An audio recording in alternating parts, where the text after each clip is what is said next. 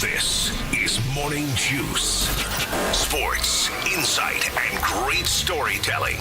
Starring Bobby Carpenter and Jeff Tito Thitoff. It's time to attack and dominate. Attack and dominate. What we're going to do here on this Wednesday. The whole gang's here. By the whole gang, I mean all three of us. I used to be a one-man wolf pack. Then I met Bobby, and we became a two-man wolf pack. And then when I met Bodie, I said, you know what? We are a three-man wolf pack. We're the three best friends. Good morning, Bobby. Good morning, Mr. Thitoff. How are we doing today? Bob, I don't know if this says more about me, my life, choices I've made. Right now, this is the highlight of my day. This will be the best 2 hours of my life today.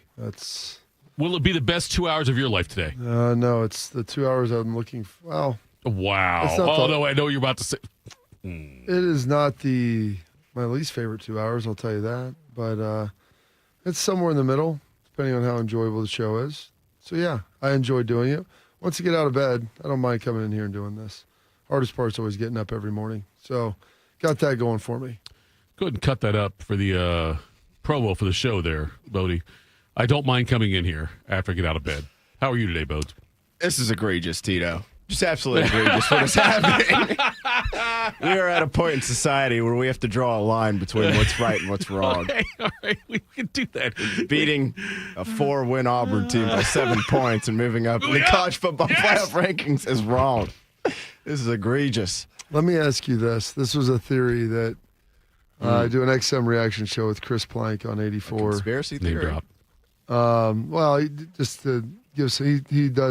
works for Oklahoma, does stuff with their sidelines. There's coach's show and hosts a show out there as well. Great guy. Been working with him for 6 years. First guy I ever worked with doing pregame on Saturdays a long time ago. But anyway, we're talking, and I don't know if he produced this theory or someone, messaged him on it, but with Notre Dame moving to 10 and getting jumped by Bama, should Bama lose, do they just flip with Notre Dame? And then Notre Dame's at 9 again. One thing going on. That's maybe one of the reasons in there. Now, even though, this is not supposed to ever happen, they're supposed to rank it on week to week, and I don't know how beating Stanford versus beating a bad Auburn team, like a bad Stanford and a bad Auburn, they're about the same. Bo Jackson went to Auburn. I understand that. 45 years ago. Cam Newton did. He said this was the argument. So if BYU beats Texas Tech, Notre Dame is then most likely out. Yeah. They won't have a data point. Which I'm fine with. And I be can able to live with move that. forward. Sort of. Well, if they would have been at 9, that wouldn't have been the case. Bama would have been the team that was bumped out. If BYU loses, then the argument was made, they will fall back a couple spots. Miami then will be butted directly against Notre Dame, and then head-to-head will come into play. And at that point, then Notre Dame would be out as well. So I was trying to figure out, I wonder if this is a real theory. Is this just something that we've been workshopping that is probably not real? I don't know. Look, Bodie's going to have a lot to say today. And listen, honestly, Bodie might say more than you and I do today, Bob. There's a lot to talk about today. Well, he talked more than Brutus did. That's fair. That is fair. I'm looking over here on my screen here, Bodie, and I see on this big screen here we have somebody down in the lower right talking weather. That's not affecting us at all, is it? That is correct, yeah. Okay, I don't really know why they put that on there, but Okay. that's just the 10 TV feed. Right. By the way, it's December. We could put that in our live stream if we want, but I don't know if we need to. Let everybody know. It's December. Every day is a winter weather advisory because it's winter and there's weather.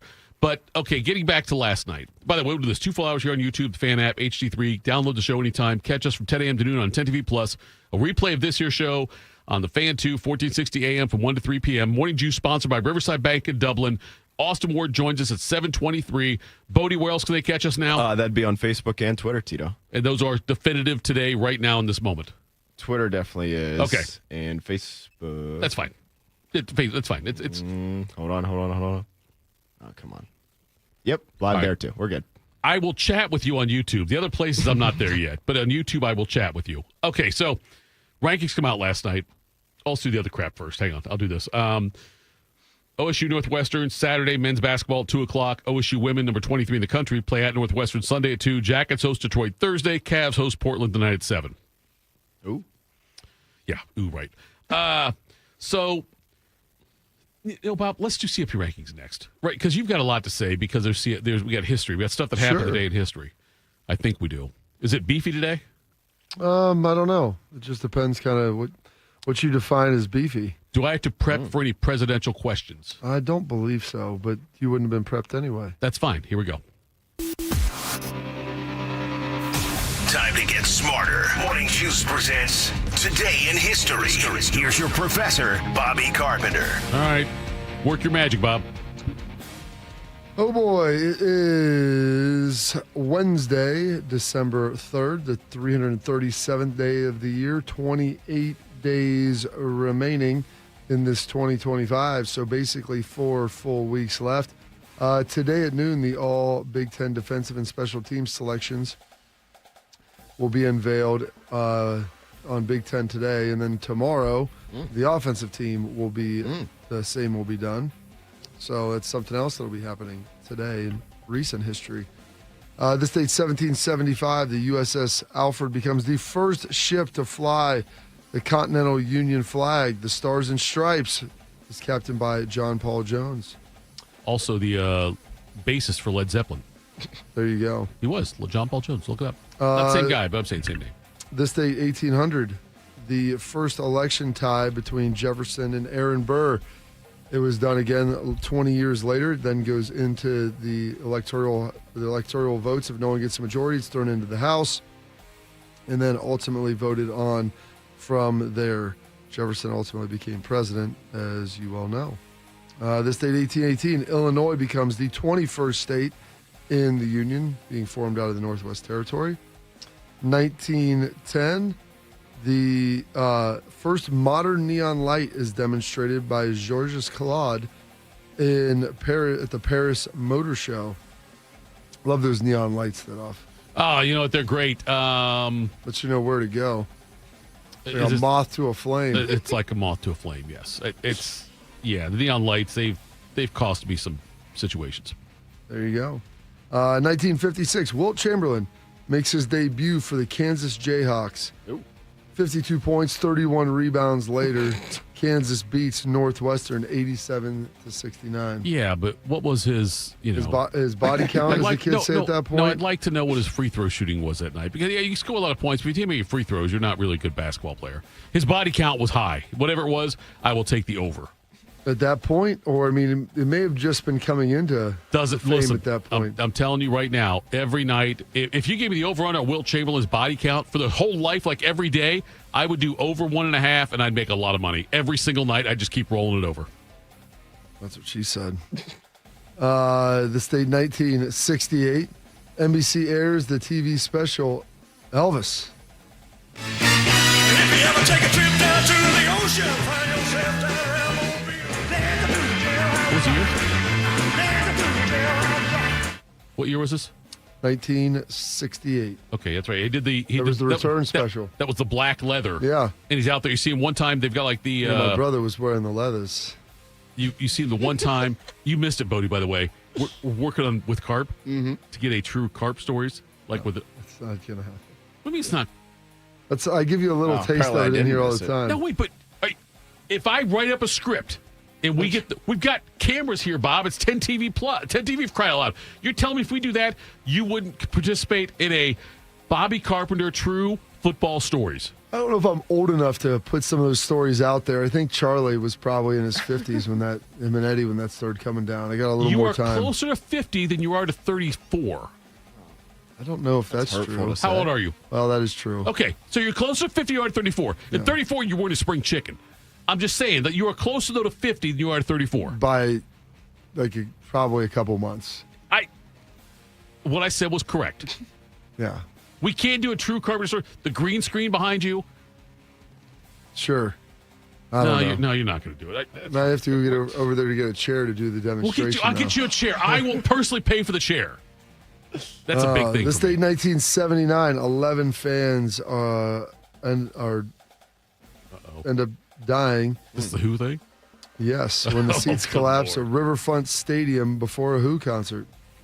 Police and rescue workers discovered the first bodies outside the Riverfront Coliseum doors, just as the concert by the British rock group The Who began performing on December 3rd, 1979. When they opened the doors tonight, everybody just went crazy. There was a girl in front of me. She fell down, and people were stamping on top of her and everything, and I was trying to help her up, and they were just hitting everybody and just trying to kill to get into the concert.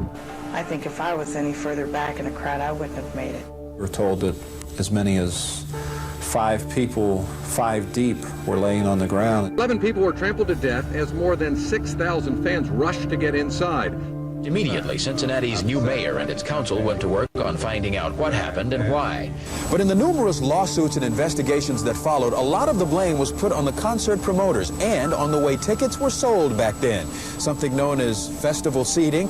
That means no assigned seats to ticket holders. It was all GA. Bob, think about that. If they said, okay, Ohio State's playing Michigan at the Horseshoe, there's no assigned seating. We're going to open it up. Yeah, Go to the seat you want.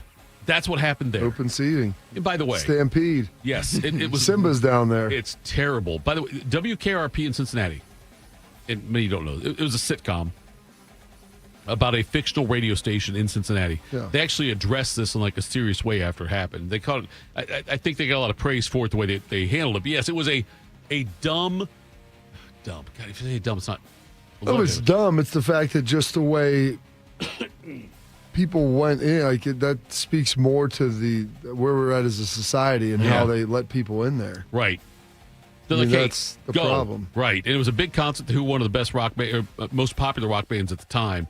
Probably top 3 at that point, if not top. Probably top 3. But anyway, but I'm saying, like, the fact they did it that way and all those people passed away just going to a damn concert. And they died because of the way promoters did things. Didn't that happen just at a Travis Scott concert like in the last, 5-10 years? I don't know the exact circumstances that surrounded that, but... I'm so old, I don't know who Travis Scott is. Okay, Is Travis fair Scott enough. a country singer? No, he's not. He is a rap singer. He's a rapper? There's a Yep. rapper named Travis that's popular? Yeah. Yeah, yep. Staple to the carpet. I wouldn't be more surprised, dude. I had no idea. I don't know him. Maybe it was somebody else. No, you're a Travis Scott fan now. Well, apparently he is. I've never heard of Travis Scott, honestly. That's unfortunate. Oh, The fact you've never heard of him is You've what's heard of wrong. him? Yeah, I knew Travis Scott was. MC Trav? I don't think anybody calls him that. I don't think so either. Young Trav? Wasn't he, he was married to, or I don't know, father of Kylie Jenner's kids, right? I think That so. sound about right? Yeah. Does One that of the sound- Jenners / Kardashians. Sure. Which, I mean, that's a long list, but I think Yeah. he was involved before Chalamet got in there. There you go. You're Thitoff's lost now. He has no- Chalamet. Is that the guy from the Prince group? Yeah, sure. I don't even know Look what at you're Prince. talking about now. Watch the True Hollywood. Okay, go ahead. This date, 1988, the U.S. National Academy of Songwriters gives Carole King and Jerry Griffin the Lifetime Achievement Award. And it's too late, baby, now it's too late. Though we really Well, that's a banger right there. try to make it. Hey, something inside has died. That's a nice one right there, bud. That's a good one. Very, very good one. Then this date, 1994, Sony releases the PlayStation with its launch in Japan. The Sony PlayStation. Now see the outstanding technical capabilities of Sony's advanced video game system and how game developers the world over can now create a stunning new generation of interactive entertainment. That sounds like a guy trying to imitate Morgan Freeman. Maybe. I mean, that was a long time ago. I don't know if Morgan Freeman was to the heights that he is now. I'm just saying, that's what it sounds like, though. Somebody trying to do it the way Morgan Freeman would do it, if you heard that. I think that was right around when the To Catch a Spider came out. When what did? To Catch a Spider? Is that the Oh, one? To Catch a Spider. Yes, you're right. Yes, we was like the attorney and like the other, detective. The other detective Yes. was the dirty one. Yeah. Yes. It came out mid-90s, maybe a year Bob, after that. I've seen that movie. That's amazing that you have. I mean, I thought there was zero chance that was going to be the case. Oh, some birthdays today. Charles Alfred Pillsbury, the founder of Pillsbury, born on this date, 1842. Well, I've got diabetes. Well, I don't know if They that's... taste so good. Can I though. sue him? Maybe. Would I I mean, win? he's dead, so... Would the Been dead Pillsbury for- estate settle with He's been dead for 126 years, so probably not. That Doughboy guy's Or still on this alive. date, 1922, Len Lesser, who better known off as Uncle Leo off Seinfeld. How are you? Good. How's Mom and Dad? Good, fine. What are you getting to be? Too much of a big shot now to give me a call? I don't hear from you anymore. Oh, no, I've been kind of busy, that's all. You know where I just came from? Danny Barber. Oh, sure, Danny. He used to be in the pajama business. Remember, I used to get my pajamas for free. I used to come over and give you pajamas all the time. Yeah, I remember. The funny thing is, I can't wear them. I get too hot. I sleep in my underwear and a T-shirt. If it gets too hot, I just take the T-shirt off. Anyway, Danny says to me, "You need any pajamas?" I'm sorry, Uncle Leo. I really got to get going. Oh. Well, you gotta get going, so go. We got a big meeting with the president of NBC. Nobody got a gun to your head. Yeah, I'm really sorry. Go, really, I understand. You got an appointment, go to your appointment. I'm sorry, really. You know, I know plenty of people in Hollywood, too. Sorry, really. I slept in boxers last night. Bodie, what'd you sleep in? Something similar. Yep. There you go. What the hell does that mean? What does he need to divulge? We just talked pajamas. I'm curious. Peel back the curtain. Did you wear something similar? Does that mean you wore underwear to bed? That's it? That's correct. Okay, yes. Bobby? What does it matter?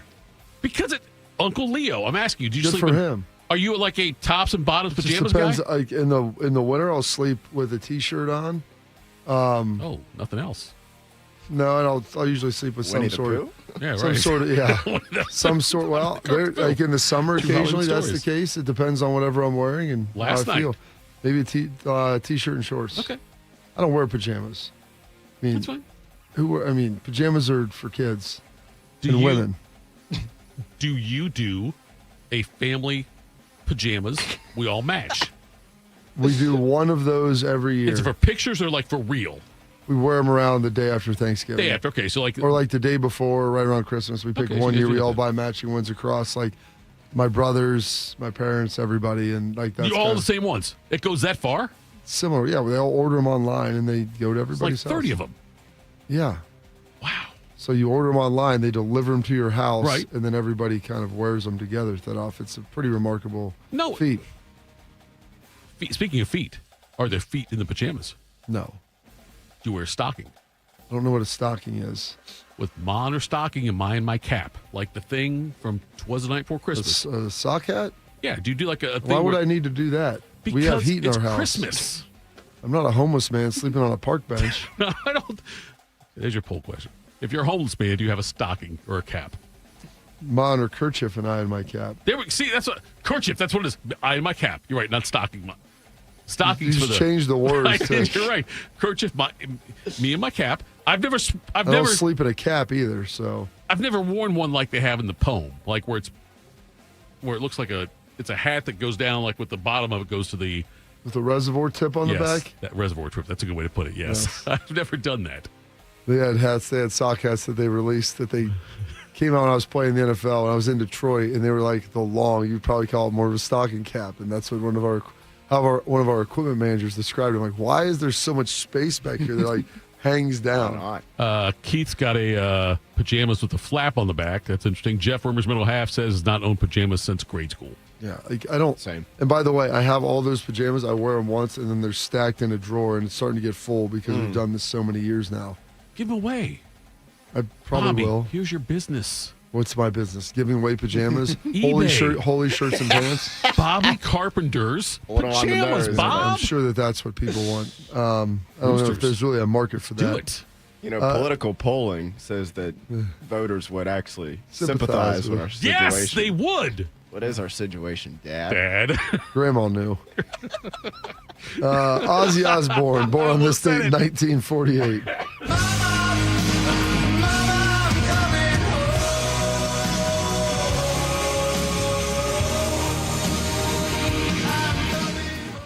Another one of my favorites, Mickey.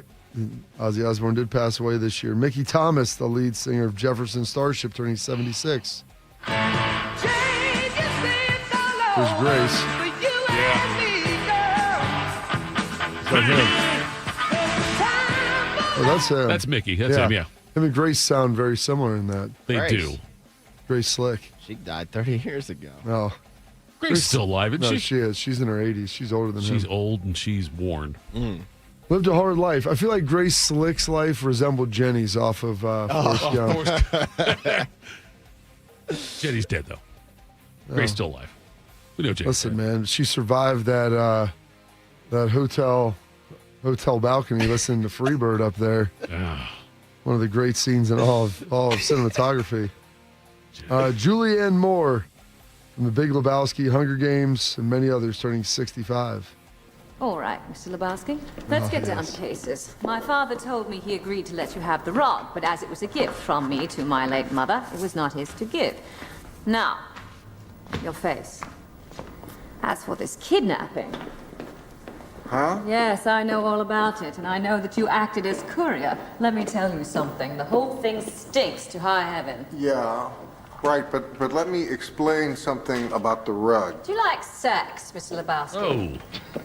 Family friendly here. Sex, the physical act of love. 3 o'clock. Coitus. Do you like it? Great line. I was talking about my rug. You're not interested in sex? You mean coitus? Okay. Is this a comedy? Have you seen The Big Lebowski? I have not, It's pretty good. By the way- It was a cult favorite. I watched it probably 1,000 times when I was in middle school. What he did right there, if you would have said, yes, I've seen it, he would have ripped me to high heaven. Oh, yeah, because it came out before he was I know. alive. But the fact you said I haven't seen it, he went easy on me. He wants to rip me for not seeing Big Lebowski. The Big Lebowski is a cult classic. Is it a comedy? Dark comedy, yes. All right. It's very, very good. Highly entertaining. Yeah, it's Walter Solchek. Is it the John Goodman character? John Goodman's Okay. character in there. Steve Buscemi's in there as well. What's his name? R.I.P. Oh, gosh. Rainmaker. Philip Seymour Hoffman. Oh. Is John Turturro in that one? John Turturro. Isn't that the guy who was in Do the Right Thing? He was in... Yes. He is the Jesus. Okay. in Was he there. also in like the Kingpin movie with Woody Yes. Harrelson? Okay, that same guy was in that. The Jesus. Okay. And then also, what's her name?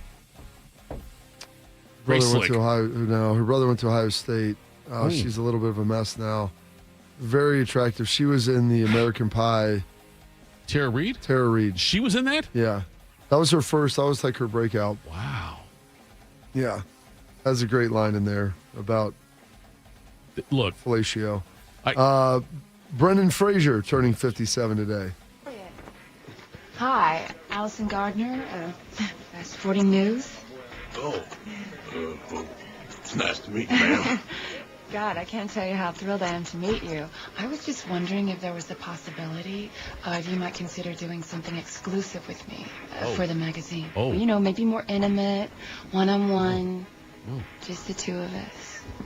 Yeah, right. I'd kill you one-on-one. Shoot. God, it's so exciting to be here. I mean, you must have an enormously huge talent to do what you do.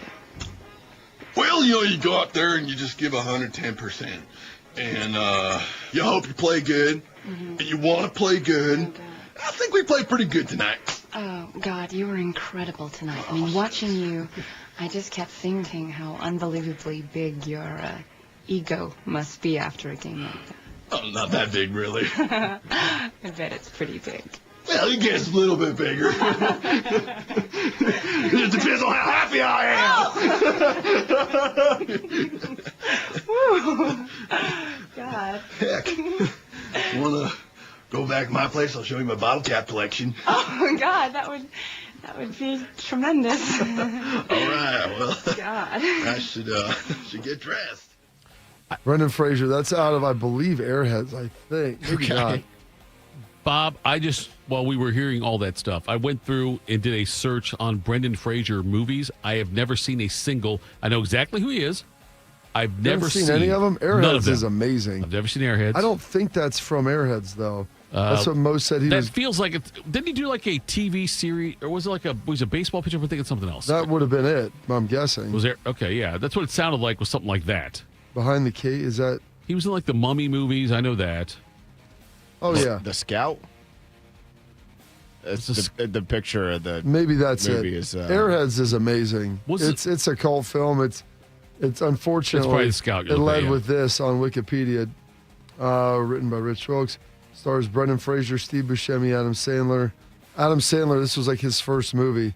Struggling rock band to hijack a Los Angeles radio station in order to get their demo aired. Rest the principal cast, like Chris Farley's in it, Jude Nelson, maybe no one else in there. David Arquette. Airheads was a critical and commercial failure, but has since become viewed as a cult classic. Somebody in the chat. I enjoyed it like in middle school, but it's probably not very good. Leslie and Keith both say Bedazzled. Yeah, I see that here. 2000 comedy fantasy with him and Elizabeth Hurley. Ooh, that was Elizabeth Hurley. Sure. What a win. That's a win for everybody right there. What's the rating on the movie before I decide to watch it? 50% on Rotten Tomatoes, 6.1 out of 10 on IMDb. That's fine, whatever. Some other birthdays today. This is how we do it. Mr. Montel Jordan turning 57. This is how we do it. This is how we do This is like Thitoff's wheelhouse. Oh, I'm telling you, dude. Up at the Continent back in the mid-90s. Funny you say that. I think there was a wedding I went to that had they were rented out somewhere around the continent, and that was the song. This is how we do it. That was the Great one. song. Play that when my dad was coaching. They play that at Lancaster every game after they would win. Even when these kids didn't even know. I mean, they were like your age, Bodie, and they'd play that, and it was fun watching my son dance around with them after the game. Have we talked about Love You Blue, the documentary? I don't think I've ever seen that. So okay, it's a new documentary. It's on digital now about that time, and I was wondering if your dad apparently you don't know about it, so your dad wasn't in it. But there was a lot about that whole thing though. It's like on. Oh, I'm telling you what it was on now. It was Fandango or something. I saw it. But it was there's a Love You Blue thing. Love You Blue, all about the Bum Phillips era in Houston. Well, look it up. Turning 42 today, Andy Grammer. Amanda Seyfried turning 39, one of the extras out of Mean Girls. Always fantastic. Turning 39 as well. Just recently minted with another pair of gold pants. Will be in Indy on Saturday, Mr. James Laurinaitis. The shotgun is Morelli. Three-man rush. Has time running out of it down the middle and hit and intercepted. And it's James Laurinaitis, the middle linebacker. That's his third of the year.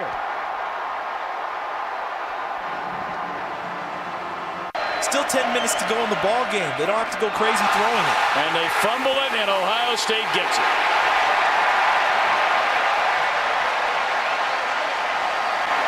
Laurinaitis, who else there to cover it up? Pass catching tight end in the NCAA.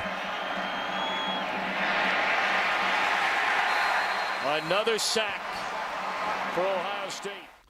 It is called Love You Bomb. It's on Amazon Prime. Love You Bomb. That's what it's okay. There's another one there. Yeah, we're the Oilers, the Love You Blue era, but I think it's Love You Bomb. Came out this year, so I'm going to check it out. Turning 38, teammate and classmate of James Laurinaitis, Mr. Brian Robisky. Ohio State 10, but a couple of third down and long conversions, and the Buckeyes couple of third down in Chicago's. Yeah, and they're able to pick up the first down. Ball at the 15-yard line. Play fake. Fires setting up to the end zone for Robisky. What a throw! Touchdown, Ohio State!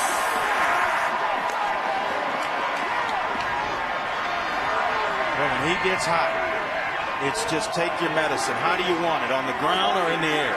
And that was thrown like a fifth-year senior right there, right to the corner, back of the end zone.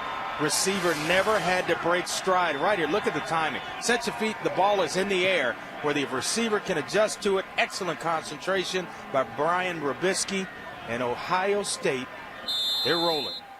Robisk getting it done there. Some holidays and observances. It is Let's Hug Day, Make a Gift Day, National Apple Pie Day, National Green Bean Casserole Day as well. And it's a Woman Wednesday, which is the Wednesday after Thanksgiving. And those historical events, your birthdays, your passings, your holidays, observances for this date, December 3rd, the 337th day of the year. 28 days remaining in this 28. We're going Beanie? Felix Jones was 28, wasn't he? Felix Jones. Was Beanie 28? Beanie was 28. Sounds right. Felix or Beanie. Okay, which one? If you're listening to the Ohio State version of this, it's Beanie. This is the national version of the show. America's team. Jones. America's team. Felix Jones. Bodie loves.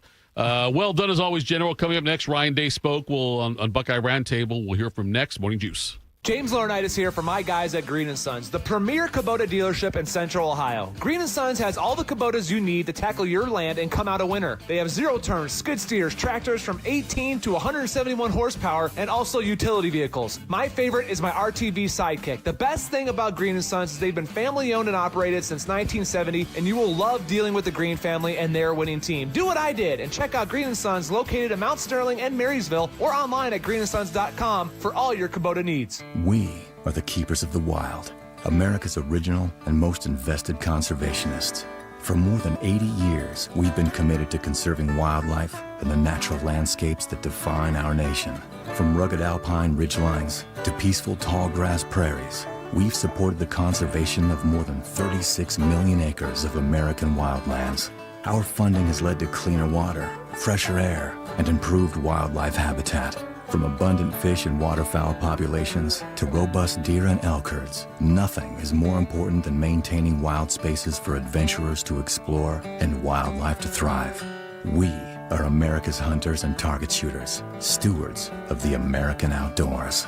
America's hunters and target shooters, along with firearm, ammunition, and archery manufacturers, have invested more than $46 billion to help state fish and wildlife agencies manage and protect wildlife and wildlands across America. For more information, visit outdoorstewards.org. You know a thing or two about the moments in life that matter.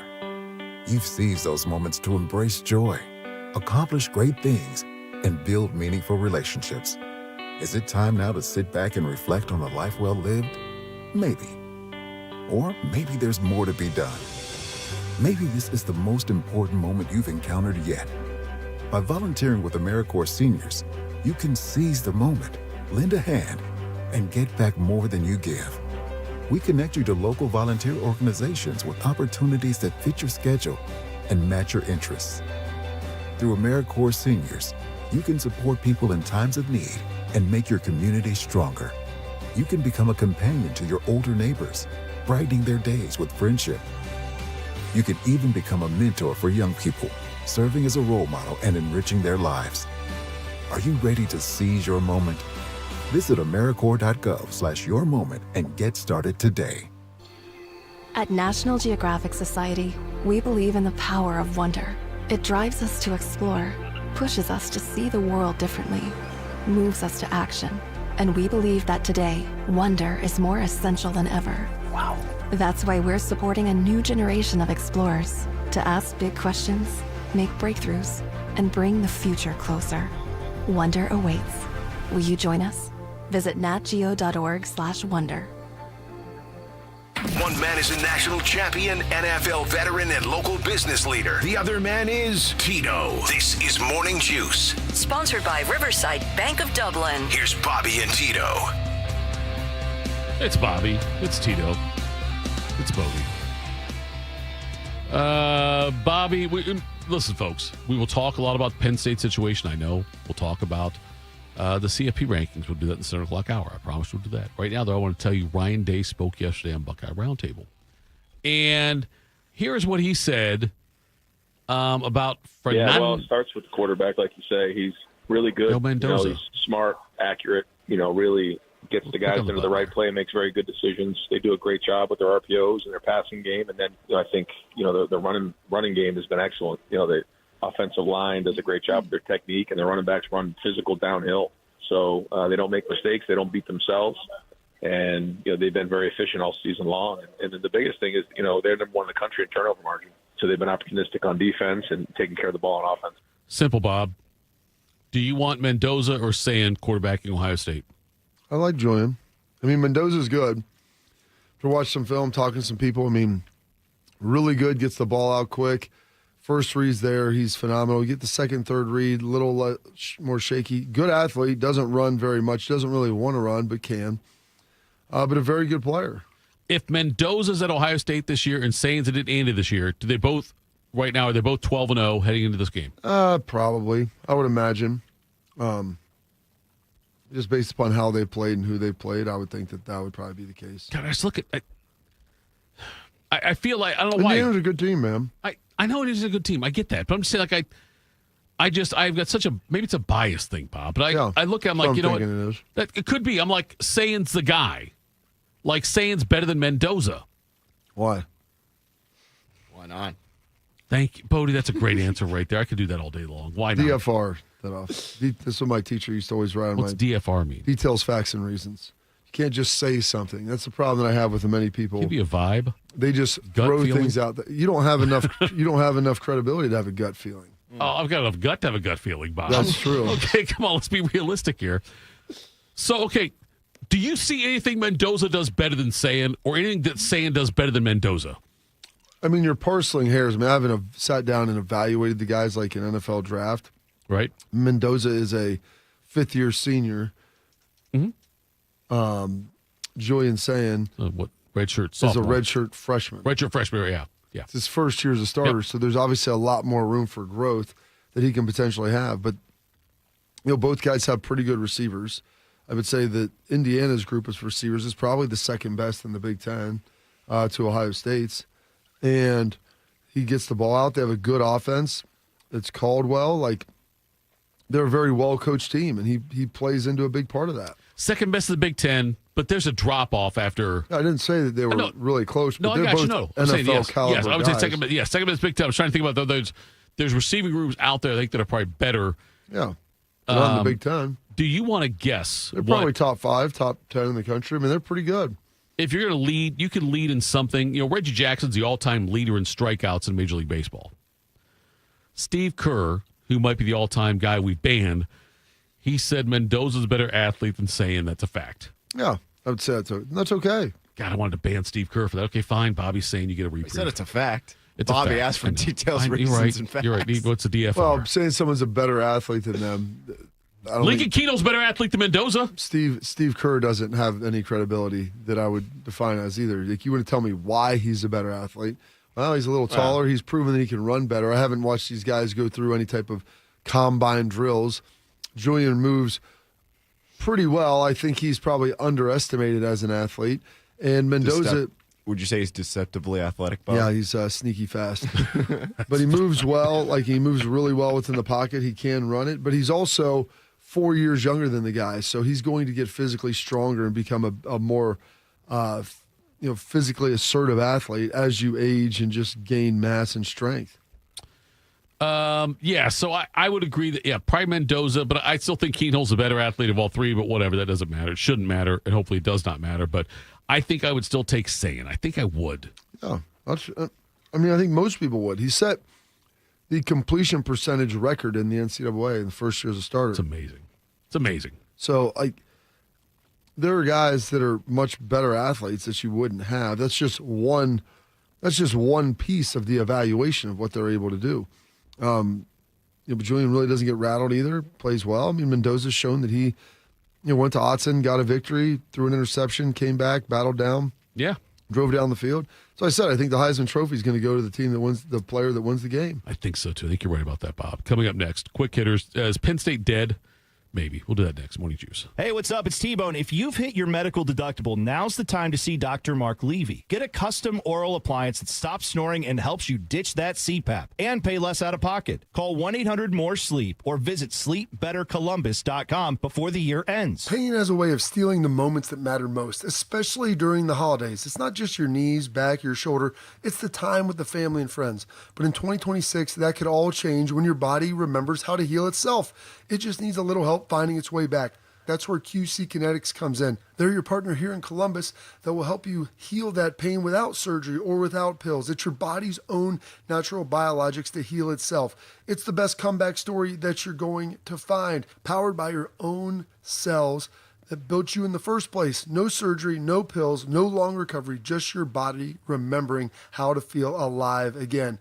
It's time to take that first step. Literally, walk, hike, dance, enjoy the holidays. Schedule your free consultation today in Dublin or Gahanna. Now is the great time to use your HSA or FSA for treatment. Go to qckinetics.com/Columbus or call 380-208-4544. That's 380-208-4544 and get feeling better in 2026 today. It's been a real journey since 2014 when I first had my injury. I realized that my home was just not working for me and that it was time to ask for help. Homes for Our Troops is really giving me my life back. The shower allows me to go in and turn around with my chair, pull down storage racks, automated door systems, hours of my morning given back to me. Adaptive sports are a huge part of my life, a huge part of my healing journey as well. Homes for Our Troops helped with making sure that I had a home gym so that I can continue to train. This past year, I was able to host Thanksgiving in my home. And it was the first time I was able to have my whole family in one place and I was able to contribute to the meal. There are a lot more veterans in need, and Homes for Our Troops is going to be there to help them too. Homes for Our Troops builds and donates specially adapted custom homes nationwide for severely injured post 9/11 veterans and enables them to rebuild their lives. Join our mission at hfotusa.org. I thought mixing bleach with my floor cleaner would take the stain out. When my youngest ate the dog's medicine, that was a new one. I was trying to protect my garden, but I accidentally sprayed myself with pesticide. So I called 1-800-222-1222, the poison helpline. A poison expert helped me figure out what to do next. I was connected to someone who spoke Spanish. They answered my questions. It was free. It was confidential. It was real help in real time. Keep the poison experts in your pocket. 1-800-222-1222. Hey, what's up? It's T-Bone. Don't let your insurance benefits go to waste. End the year sleeping better with Dr. Mark Levy's oral appliance. No mask, no noise, just results. Hurry, deductibles reset soon. Call 1-800-MORE-SLEEP or go to sleepbettercolumbus.com today. Tito has had 2 wives. They've both been named Heather. If you know someone named Heather, please warn her. This is Morning Juice. Morning Juice, Tito, Bobby, Bodie. Bobby, last week on Tuesday, Bodie and I were involved in the fans like YouTube thing about the playoff rankings reaction show. It was me and Bodie and Baker and Austin Ward. And it got delayed for an hour because of USC and Seton Hall. But nonetheless, we did it. They didn't ask us back this week, whatever. Not sure if I should take that personally or not, but nonetheless. I might have had a stroke last night. I would say it's probably a good thing that Bodie was on air. Yeah, last night. And we'll talk, listen, we'll do more about this. Yeah, 7 o'clock. I feel like I can't breathe. I promise you it'll be a Bodie segment because we will talk about the CFP rankings. Right now, though, let's talk about how Penn State sucks. Morning Juice presents Quick Hitters. Sponsored by Dr. Mark Levy. If you're snoring and not sleeping, call Dr. Mark Levy today at 1-800-MORE-SLEEP. Good morning, Bodie. Happy Wednesday. Yes, Wednesday. You almost said Tuesday. I almost did say Tuesday. It's your Tuesday, but my it's Wednesday, Tuesday, yes. but everybody else is Wednesday. Yep. Happy Wednesday, fellas. As the coaching carousel in college football continues to mostly fill up here, especially with the bigger jobs, one spot continues to remain open, and that would be the head coach of the Penn State Nittany Lions. And yesterday we had another guy cross his name off the list as Brigham Young's Kalani Sitake informed those around him that he would be staying in Provo with the Cougars. Sitake, he had reportedly right? early. Wall Street. That's correct. Thank Yes. you. Sitake had reportedly moved towards the top of Penn State's list earlier this week to replace James Franklin in Happy Valley, but nevertheless, he's staying with BYU. Bobby, who is going to be the next head coach at Penn State? I don't know. Because they're running out of names. I thought Pat Fitzgerald would have been a great hire there. I think Matt Campbell would be a great hire there. I don't know that Kalani Sitake would have been a good hire there. I mean, he's a West Coast guy. I don't know about his recruiting ties and how that would work on the East Coast. And Penn State does most of their recruiting in the Mid-Atlantic region now. Yeah. And you're talking about a guy that's made his living out on the West Coast, in Hawaii. In Hawaii. Recruiting Hawaii, yes. I just can't imagine that working here. I don't know who else they've been going after. I know that their Heartline, it's ebbed and flowed from what I've heard their level of interest in him is. I was tending to think that they would not hire a first-time head coach for that job.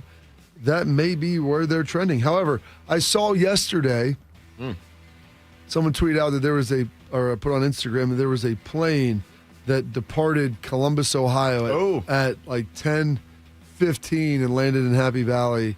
It's like State College, PA at 30 minutes later. It's a short flight. It's pretty remarkable. Like Brian Hartline's going to Penn State.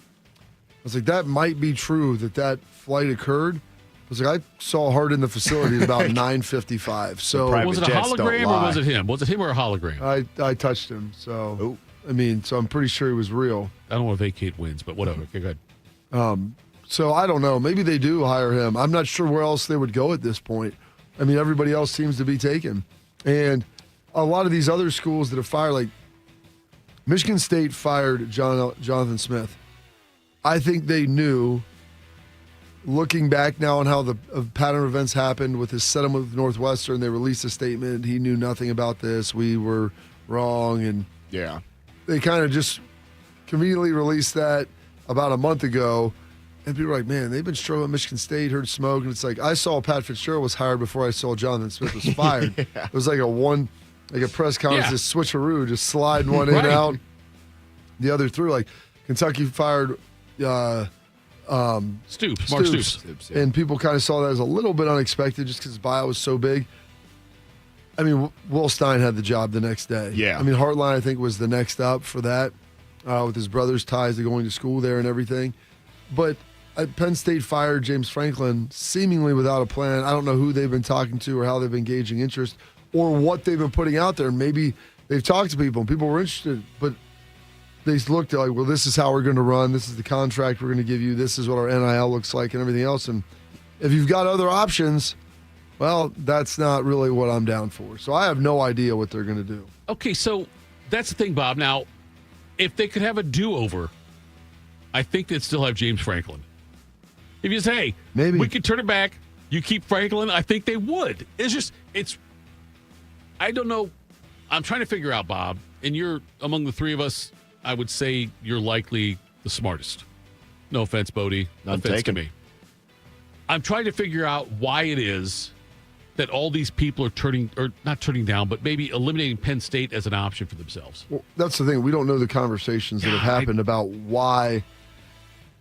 who they've been interested in. Then when you get down to the details, like especially for guys that it's their second job. Yeah. Like they know what it takes to win now. And they're not going to go someplace that if you don't have the resources to win at a place that has the expectations to win, right? That alignment isn't there, where there's a gap between expectations and commitment, then it's a losing proposition. So why would you do it? We've got a thing now, Bob, where, and this happened now. A coach in the Big 12 from BYU said, I think I'd rather be here than there. Well, and part of that might be is like, I'm a West Coast guy. I'm from out here. I don't want to go. He played there, right? Did Kalani Sitake play at Penn State? No, BYU. Oh, sorry. I think you might. Yes, I think you might be right in saying that. But I know he didn't play. I was pretty certain he didn't play at Penn State. I don't remember Sitake at Penn State. So, like that's home. Like that's his region of the country. Yeah. Like sometimes you don't want to go and live it. I mean, living in State College is the middle of nowhere, and that's part of the reason Matt Rule, like his wife was from there, and she didn't want to go back. To your point, Tito, I think it's a good one. I would just use like Cignetti as an even bigger example. Sure. I can see where it's like BYU, Penn State. BYU probably isn't the Penn State job, but if that's where he played and if he's from that area or nearby and he wants to continue to coach there and he's like cool with their expectations and whatnot. But Cignetti is the one to me that it's like nobody in their right mind for the last 100-some-odd years of college football would have ever thought somebody would stay at Indiana over Penn State. Right. And Cignetti made that decision like immediately. He did. Obviously, they gave him money and an extension, but Penn State probably would have matched whatever financial they would. I'll give you both Indiana this question. did. Next 3 years. We're just talking the next 3 years. Total wins. Rank them how you think it'll be. Penn State, Nebraska, USC. Which team out of those, you give like most to fewest? Who wins the most games the next 3 years? Penn State, USC, Nebraska. Without knowing who Penn State coach is, I would have to probably say they're at the bottom. I'd say USC, Nebraska, Penn State. You? I'd probably go USC, Penn State, Nebraska. And I've seen enough out of Nebraska at this point where it's just like until they at least Penn State, I have seen them be capable of winning double-digit games in a season on a pretty regular basis with James Franklin. And I don't think Franklin is like this like innovator. Like I think Penn State could still get a guy that's like in the ballpark as James Franklin. You think so? I know Lincoln Riley has been disappointing at USC, but they were 9-3 this year. They're not like a mess of a program, and. Yeah, so I would go USC 1. I would just bank on the fact that Penn State can at least I mean, it's not like they got us, beating Nebraska in wins over the next, 3 years? Yeah, 3 years. That's not going to take 35, 40 wins. And you get more than 25. Exactly. It'd probably take 7, 8, 8. It'd probably take 24 to beat Nebraska. I think 23 would be the number. 24 might tie them. I'm just at a point with Nebraska where it's like, I got to see them go 10-2 to believe they can go 10-2. Even this year, and I know Rayola got hurt, and that was a tough break, but whatever they were, 6-1, 7-1. They got smoked by Minnesota when they were still, I think, right on the edge of the top 25, if not at the end of the rankings. That should be relegation right there, yeah. And I know, like I said, Rayola got hurt when they were playing USC, but they had every opportunity to win that game and kind of let it slip away. So I don't think Matt Rule's beat a ranked team there yet. He hasn't. No, he hasn't been ranked. That's the part. Yes, that has not happened yet. But nonetheless, I'm looking at these people that are. And I'm not saying that, the BYU, Satake, I don't know if he officially turned down Penn State as opposed to just saying I'm going to re-up here. And same thing with Rule, same thing. I don't think Rule and Cignetti officially turned down Penn State. They just said we like where we're here better. I was trying to think, though, and look, I'm telling you right now, I might not be popular, might not work. If I'm Penn State, though, I am truly, right now this morning, I'm calling John Gruden and say, what do you want? I don't know that he would want that job. Maybe he would. He might not. But I'm saying I would ask him, what do you want? And if it's go ahead, sorry. Yep. If it's realistic, if it's something that, even if it means hey, we're probably going to lose money on this, but not a ton. If it's realistic, though, a rainbow pony. Yes, I would absolutely because I can't think of another person they could reach out to, realistically, either unemployed or looking for a new job from where they're at, that would consider Penn State other than John Gruden. I can't think of a single coach, Bob, unemployed or currently employed and unhappy, that would say that after everything that's happened with all the guys that have said we're staying at our school. Matt Campbell would. You think Campbell would? Yeah. Iowa State's okay. Penn State is a significant upgrade over Iowa State. Is it fair to say then there are two guys out there that they should be going after? I could, if you gave me time and looked around and tried to find a list, and because that comes back to the question, Will Stein is the only coordinator that's been hired this cycle. Now, I don't know if you want a first-time head coach. Is there any coordinators that had experience before? I'm not sure. You'd have to dive into that, and I'd have to really look at this because there's been so much surrounding Lane Kiffin that I think everyone was focused on that. And then looking at some of maybe the other jobs and some of the group of 5 schools, like a John Summerall, where he was going to go, and trying to see somewhere this movement was going to happen. And I just haven't sat down. I figured Penn State would find their guy and they'd get him. And it's just, I didn't think they'd be the last chair open. Even Chesney, among the group of 5 head I would coaches, have signed him. Seemed like he wasn't the goalish Summerall name recognition, so to speak, and even he went to UCLA. That's the thing. Chesney, I think, would have been good. If you look at how Cignetti's done at Indiana, it's why not try him? He's in the region. Yeah. He recruits in a similar area. He's done a good job of taking what Cignetti built, and they're still good. And Cignetti took a lot of the players from JMU. And I was really surprised that they didn't. Maybe they did. Maybe he wasn't interested, but leaning on Alex Golesh a little bit. He's a Ohio guy. He's from the region. He's got experience coaching kind of all through the eastern half of the United States. He would have been a guy that I would have looked at as well. Do you think there's a number that they could throw at Heartline that would make Heartline's? There is a number. So it's a number. It's a thing. It's a head coaching job at Penn State. We can besmirch that all we want. Bob, it's not, though. It's not. I know it's Penn State. It's not Joe Paterno's Penn State. No, because they cleaned up all the stuff that was going on. I understand. Then. I'm not about that. I get all that. I'm not trying. I'm saying, but Sandusky's in jail now. I understand. Joe's dead. I'm just saying, though, Bob, it's not the same.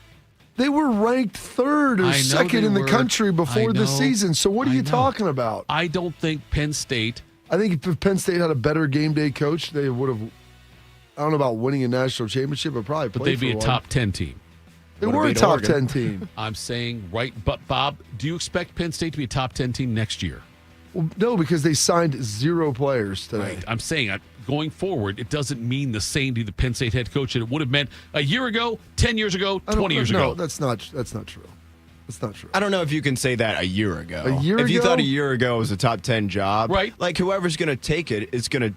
It's going to take a minute or two to rebuild, which I know no college fan base likes hearing that word, but you got to give them a couple years to get some portal players in and get some recruiting in there. But it's still Penn State. I don't know, but I get what you're saying. And, look, it's been 40 years since they won a national championship. They said that about Notre Dame, too. Yeah. And then Marcus had them playing in the national championship last year. Yeah. And it's also, where's Penn State still in the hierarchy of coaching jobs in college football?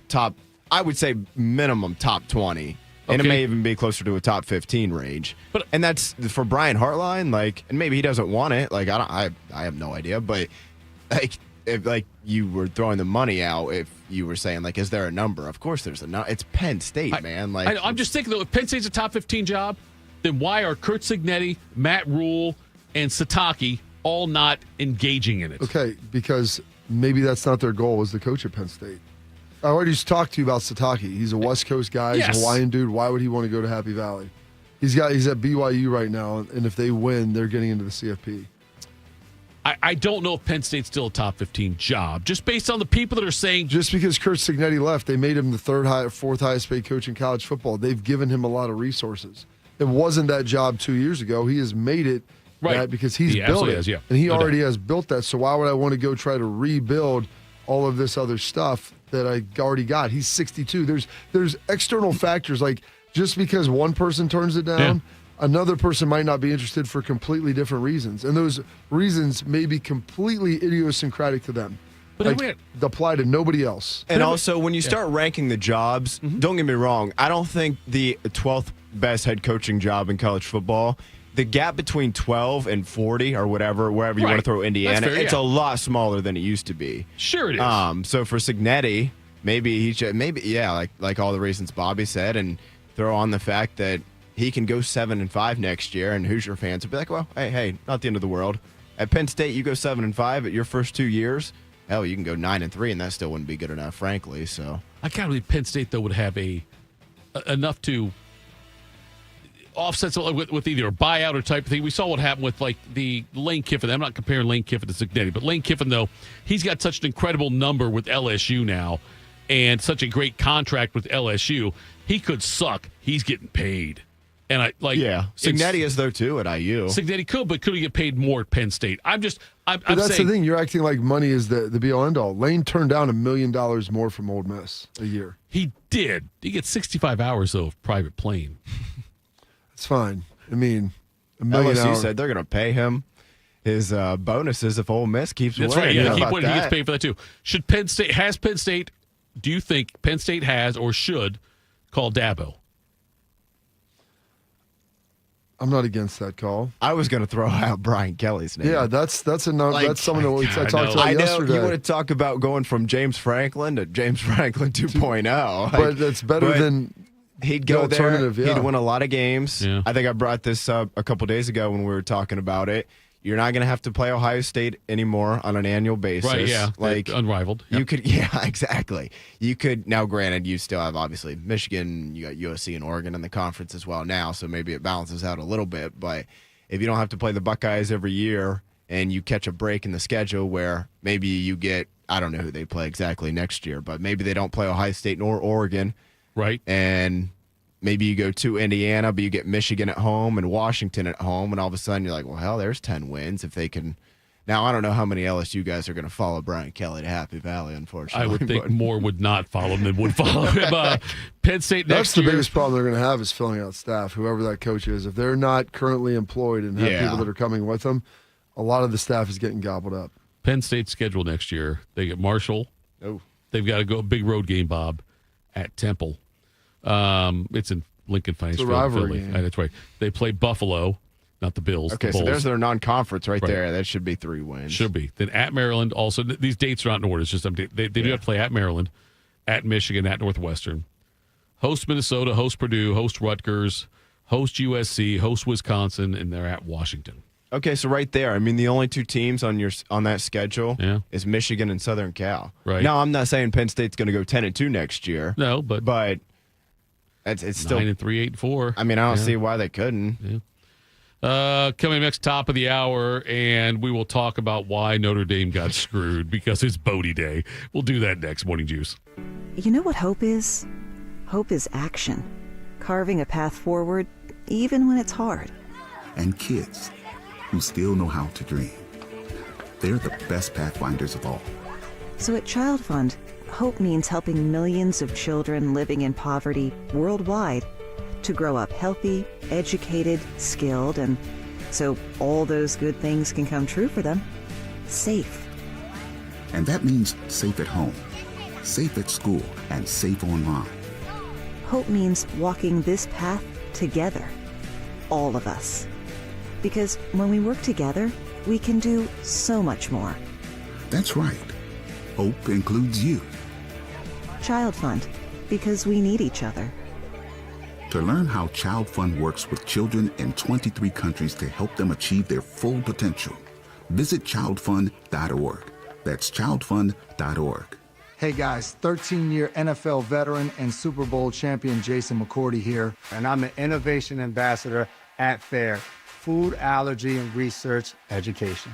I would say the most challenging thing as a parent of a kid who has a food allergy is probably the ignorance that I myself had in the beginning. I didn't know what anaphylactic shock was. I didn't know the dangers, let alone the things that she needed to be able to have a normal life. When you go to drop your kid off, and every single time in the beginning, we'd have to go through everything she was allergic to. Preparation is everything. And me, for playing football for 13 years, it was all throughout the course of the week. It's getting ready for game day. When you're on the field, you're playing for your fans. At home, you're playing for your family. My playbook, read labels, keep it allergy friendly, and have an epinephrine nasal spray as a backup plan. Because when my family's safe from food allergens, that's the real victory. Visit foodallergy.org to learn more. People don't realize that glaucoma is one of the leading causes of blindness. Because there are often no early symptoms, nearly half of those with glaucoma may not even know they have it until vision loss has occurred. I was diagnosed with normal tension glaucoma in July of 2020. And what we found out at that point was I had already lost 40% of my sight. And you think it only affects people that are, 75 or older, retired, grandparents, and that's not the reality of it. I didn't think at all glaucoma was going to affect me because I didn't know of anyone that had glaucoma, no one in my family. When you have glaucoma, you can't get back that sight that you lost. And so early detection and treatment is vitally, vitally important. Don't miss life's most beautiful moments. Schedule an eye exam today. National Glaucoma Research, a Bright Focus Foundation program, offers free resources and tips for healthy vision. Learn how to protect your sight at stopglaucoma.org. Proud to be your go-to sports addiction. WBNS, WBNS-FM, HD3 Columbus. The Fan 3, Ohio sports destination. One man is a national champion, NFL veteran, and local business leader. The other man is Tito. This is Morning Juice. Sponsored by Riverside Bank of Dublin. Here's Bobby and Tito. Do you need a bank that truly values local business in this town and an opportunity to work alongside them as partners? Whether you're a small business or a large operation, Riverside Bank of Dublin has the right tools for the job. Riverside Bank of Dublin has the experience of working right here in Central Ohio. They understand the business climate in our area and will help you reach your goals. Whether you need an SBA loan to get your business off the ground, a line of credit to keep your business running smoothly, or equipment financing to get your business up to scale, Riverside Bank will tailor a solution that fits your needs. Visit them at riverside.bank or stop in to get to know them in person at 6300 France Road. Riverside Bank of Dublin, member FDIC, equal housing lender. We will talk a lot in the next segment, by the way, with Austin Ward about the hierarchy of the Big Ten and everything with the CFP rankings. But really, the interesting part of the CFP is beyond the top half. We assumed Ohio State, Indiana, Georgia. I know you're always interested in the bottom half. Ohio State, Indiana, Georgia, Texas Tech, Oregon. We kind of saw that. Ole Miss jumped up a spot to 6. A&M. Good for them. Ole Miss got better over the weekend when they lost their head coach. They did. That makes sense. They had a big win in a rivalry game. I'm going to tell you about Mississippi State, all 5 wins. I got a feeling in the chat, McChickens. Did he change his name back? I think he did. No, he changed it to something else. It was something inappropriate. Now he's back to McChicken, right? McChicken, but it's something else. Okay, gives him something. That's fine, yes. Nonetheless, but he mentioned something about me needing some kind of like a spicy chicken wrap. I'm going to tell you, we're about to get spicy, Bodie, because the way these rankings came out now, after that top 5 I just told you about, Ole Miss 6, yes, A&M 7, they dropped 4 spots after the loss. Oklahoma stays at 8. Alabama barely beats Auburn. They jump a spot. over Notre Dame, who rolled Stanford, BYU 11, Miami 12, Texas 13. Bob, are they say? I should say Bodie, but I'll start with Bob. Bob, are they setting this up to put Miami in ahead of Notre Dame? Well, and that's what the argument was that someone had told me. I don't know how we got to this last night, where it was if BYU wins, Texas Tech stays in, BYU gets the auto bid, and thus Notre Dame would slide out. Okay. If BYU loses, they'll drop below Miami. Miami will then be in their pod rankings when they put them together. They'll then be in the same pod, and then head-to-head weighs more in the individual pod evaluation, and so then that would drop Notre Dame behind Miami. I don't know if that's true. The only way we'll really find out that hypothesis is if BYU loses and we see next Sunday afternoon that that's the case. And that's the part, Bob, it's going to be interesting to see because, okay, let's say BYU... I don't believe that that's going to happen, but it's an interesting theory. If BYU loses to Texas Tech, they will have 2 losses on their resume, both to a top 4 team. That's their 2 losses. Yeah, who have they beat? I'm with you, Bob. No, I'm with you. I'm just saying, though, but that's whereas Notre Dame's 2 losses would be to 2 top 12 teams, but not two losses to a top 4 team. And I'm done with Group of 5, Bob. I'm done with it. So am I. You don't need done to have with Group the 5 ACC too.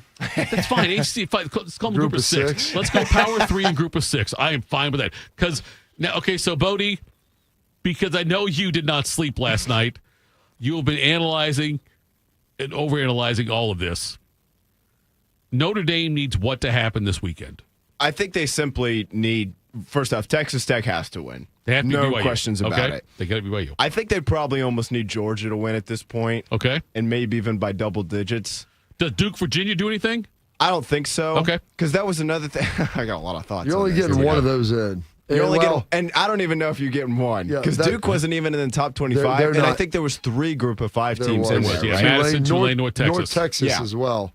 Like, it's not just Tulane, it's North Texas. Was North Texas the team in North Dallas 40, or what was that one? I don't know. No clue. Okay, go ahead. That was the Cowboys. What? Yeah, about them Cowboys. My thing with Georgia is there any way that the committee would look at a Georgia, let's say 31-21. Okay. Georgia beats Bama in the SEC title game. We lost Bama now. Is there any way they look at it and they say, well, we don't want a rematch of Bama and Oklahoma? The 2 teams just played less than a month ago. So they lost. That's a 3rd loss. Let's just snip, snap this sucker right back, Notre Dame into 9, so they can go to Norman. Bama would go to A&M at that point if the top 7 remain the same. Okay. And they didn't even play this year. Right. Because conferences are stupid. They are. They're meaningless because all these teams don't even play each other. I don't know. I think my biggest problem with it, truly, I've said this all year. Notre Dame started 0-2. If you win either one of those 2 games, as much as people want to point to the Miami head-to-head, if you just beat A&M on the last play of the game, you're in, period. Yep. I'm not going to sit here and pound the table that, by God, how can Notre Dame be left out? My problem is, for the last 5 weeks, we've been ahead of Miami the entire time. We've been ahead of Bama for the last, whatever it's been now, 3 weeks, give or take. Up until the Auburn game, yeah. You cannot tell me that anything that happened on Saturday night on the plains or out on the farm changed that. I'll tell you right now, too, I respect the fact that, like, beating your rival, no matter how bad they can be be tough. Sure. Like, not to bring up bad memories, but Michigan sucked last year, okay? Let's call it what it is, man. Their offense was pathetic to be nice. They were a 5-6-6 football team. And 7-5, whatever. And they lost to they beat to Ohio State. The Buckeyes lost to them. I can respect the fact that, like, it is a little bit cliche to say, but throw the records out. But with that being said, there still has to be something to the fact of Notre Dame won by 4 touchdowns against a 4-win Stanford team, and Alabama needed a last 2-minute touchdown. And then Auburn to have another fumble, because if Auburn tried to give that game away, the first 99 times, they didn't until the final drive when they gave it away on the 100th try. There has to be, like, you can't tell, and then, whatever the dipstick running the committee gets on, and I know whatever they say means nothing, but he gets up there and says, no, I don't think it's Yormark. Yormark. Isn't it? No, Yormark's the commissioner. Or something? Yurachek. Yeah. Okay, He's the AD So, at Arkansas. Yes. He's taking plenty of heat for not getting goalish, and everybody's all over him now. Right, yeah. They didn't pay him another $400,000, and people are furious about that. And so how in the world does he get up there and say? And like I said, I know they will say whatever.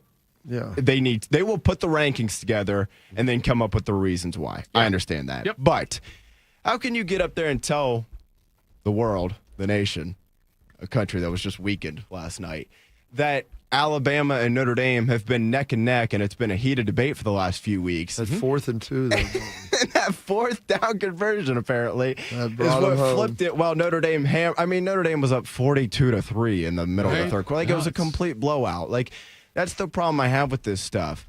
I'm not going to sit here and tell you we deserve to be in over Miami. They beat us head-to-head. I know the game was week 1. I think we're better than Miami now. We've gotten so much better since then, and Miami's played well since then too. But I'm not going to sit here and pound the table that, by God, how could Miami get in over us? That'd be ridiculous to say when they have the head-to-head. But with that being said, the committee has told us already for 6 weeks that Notre Dame is better than Miami. And, spare me the whole, they're not in the same pod crap. They're 2 spots different. Yeah. So how in the world is that going to change on Saturday when literally nobody that Miami didn't even play Virginia or Duke. So you can't even be like, well, if Duke wins the ACC title, Miami beat them. Yeah. No, that doesn't matter. And the only team that Notre Dame played that's playing on Saturday is Boise State. And I'm sorry, if Boise State wins or loses the Mountain West Conference Championship, that should not change Notre Dame's position at all. And like I said, I cannot emphasize this more. If Miami gets in over us, I can't really argue with that. If it's 1 spot. I don't even if they had flipped them 2 weeks ago, I wouldn't have argued with it. Right. But this entire time, Notre Dame has been ahead of Miami, point blank, by the committee. In the last few weeks, it's been really close in the rankings. Even, last night, obviously, it was 2 spots. Even the previous few weeks before that, it was only 3 spots. Yeah. We were 9, and they've been 12 for the last few weeks up until last night. And so there's nothing that's going to change with any. It's not even like A&M's playing this weekend in the SEC title. Right. And if they were to win it, it'd be like, man, you got to keep Notre Dame in. They only lost by 1 point to the SEC champs. Literally nobody Miami or Notre Dame had played all year is going to change strength of schedule, strength of record, blah, blah, blah, outside of Boise State in the Mountain West title. And, come on, man. I know. Boise State, I think, was a solid win for Notre Dame. They went 8-4. They're obviously one of the best Group of 5 schools. They'll play for a Group of 5 championship. Whether or not they're playing for the Mountain West title, whether or not they win or lose that game, should not be the difference between Notre Dame getting in or out. So some of the interesting things that were said, one of the great things that was said by Yurchich when they asked him about it, he's like, we're excited to evaluate these teams this week and the teams that will be playing and the idle teams around them. And I'm like, evaluate the idle teams. You have no more data points. And then I think he said that after Reese asked him, because last year they got in trouble. And they're like, nothing that happens after this week impacts teams negatively, right? And he goes, you can't do anything if you haven't played to improve or hurt your standing at this point. Your resume is your resume. If Notre Dame, let's say for argument's sake, would have beaten A&M and lost to somebody else, and then A&M wins the SEC championship, it's not like Notre Dame's resume got better because A&M won. Right. So that's one of the things he said in there. And he's like, so he said, that's not, he basically walked off of that. And it's like, there's movement that can happen, whatever. And they asked him, can any team move? He's like, there can be movement and things. He said idle teams can go up or down. And so here's what the question should have been.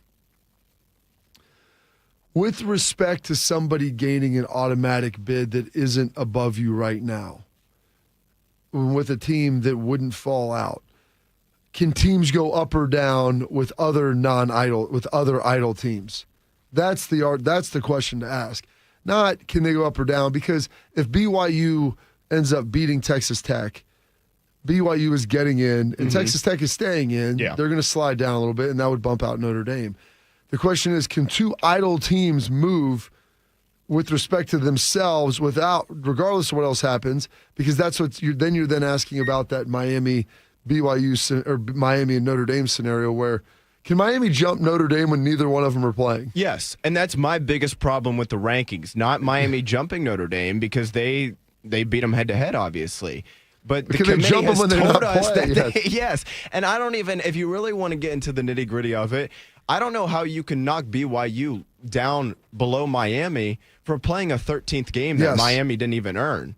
And that's the other thing is last year they made it seem like we're not going to penalize you for losing in these games to the point where you would fall out of the playoffs. Yes, but a lot of those teams did drop. They did drop. SMU dropped, not out of the rankings, but they did drop when they lost to Clemson. If Bama gets beat up pretty bad, should they fall out? I don't think so. Just because they earned an extra game, I mean, what could they have said? Well, you know what? We're going to opt out of this COVID style. Ole Miss, you go play in that game. Yeah. We're good with what we're going to hold.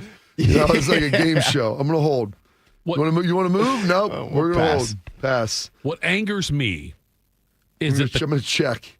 Conference championship games, like the Big Ten championship game, in the grand scheme of things, doesn't matter. Yes. Okay. Ohio State both and Indiana.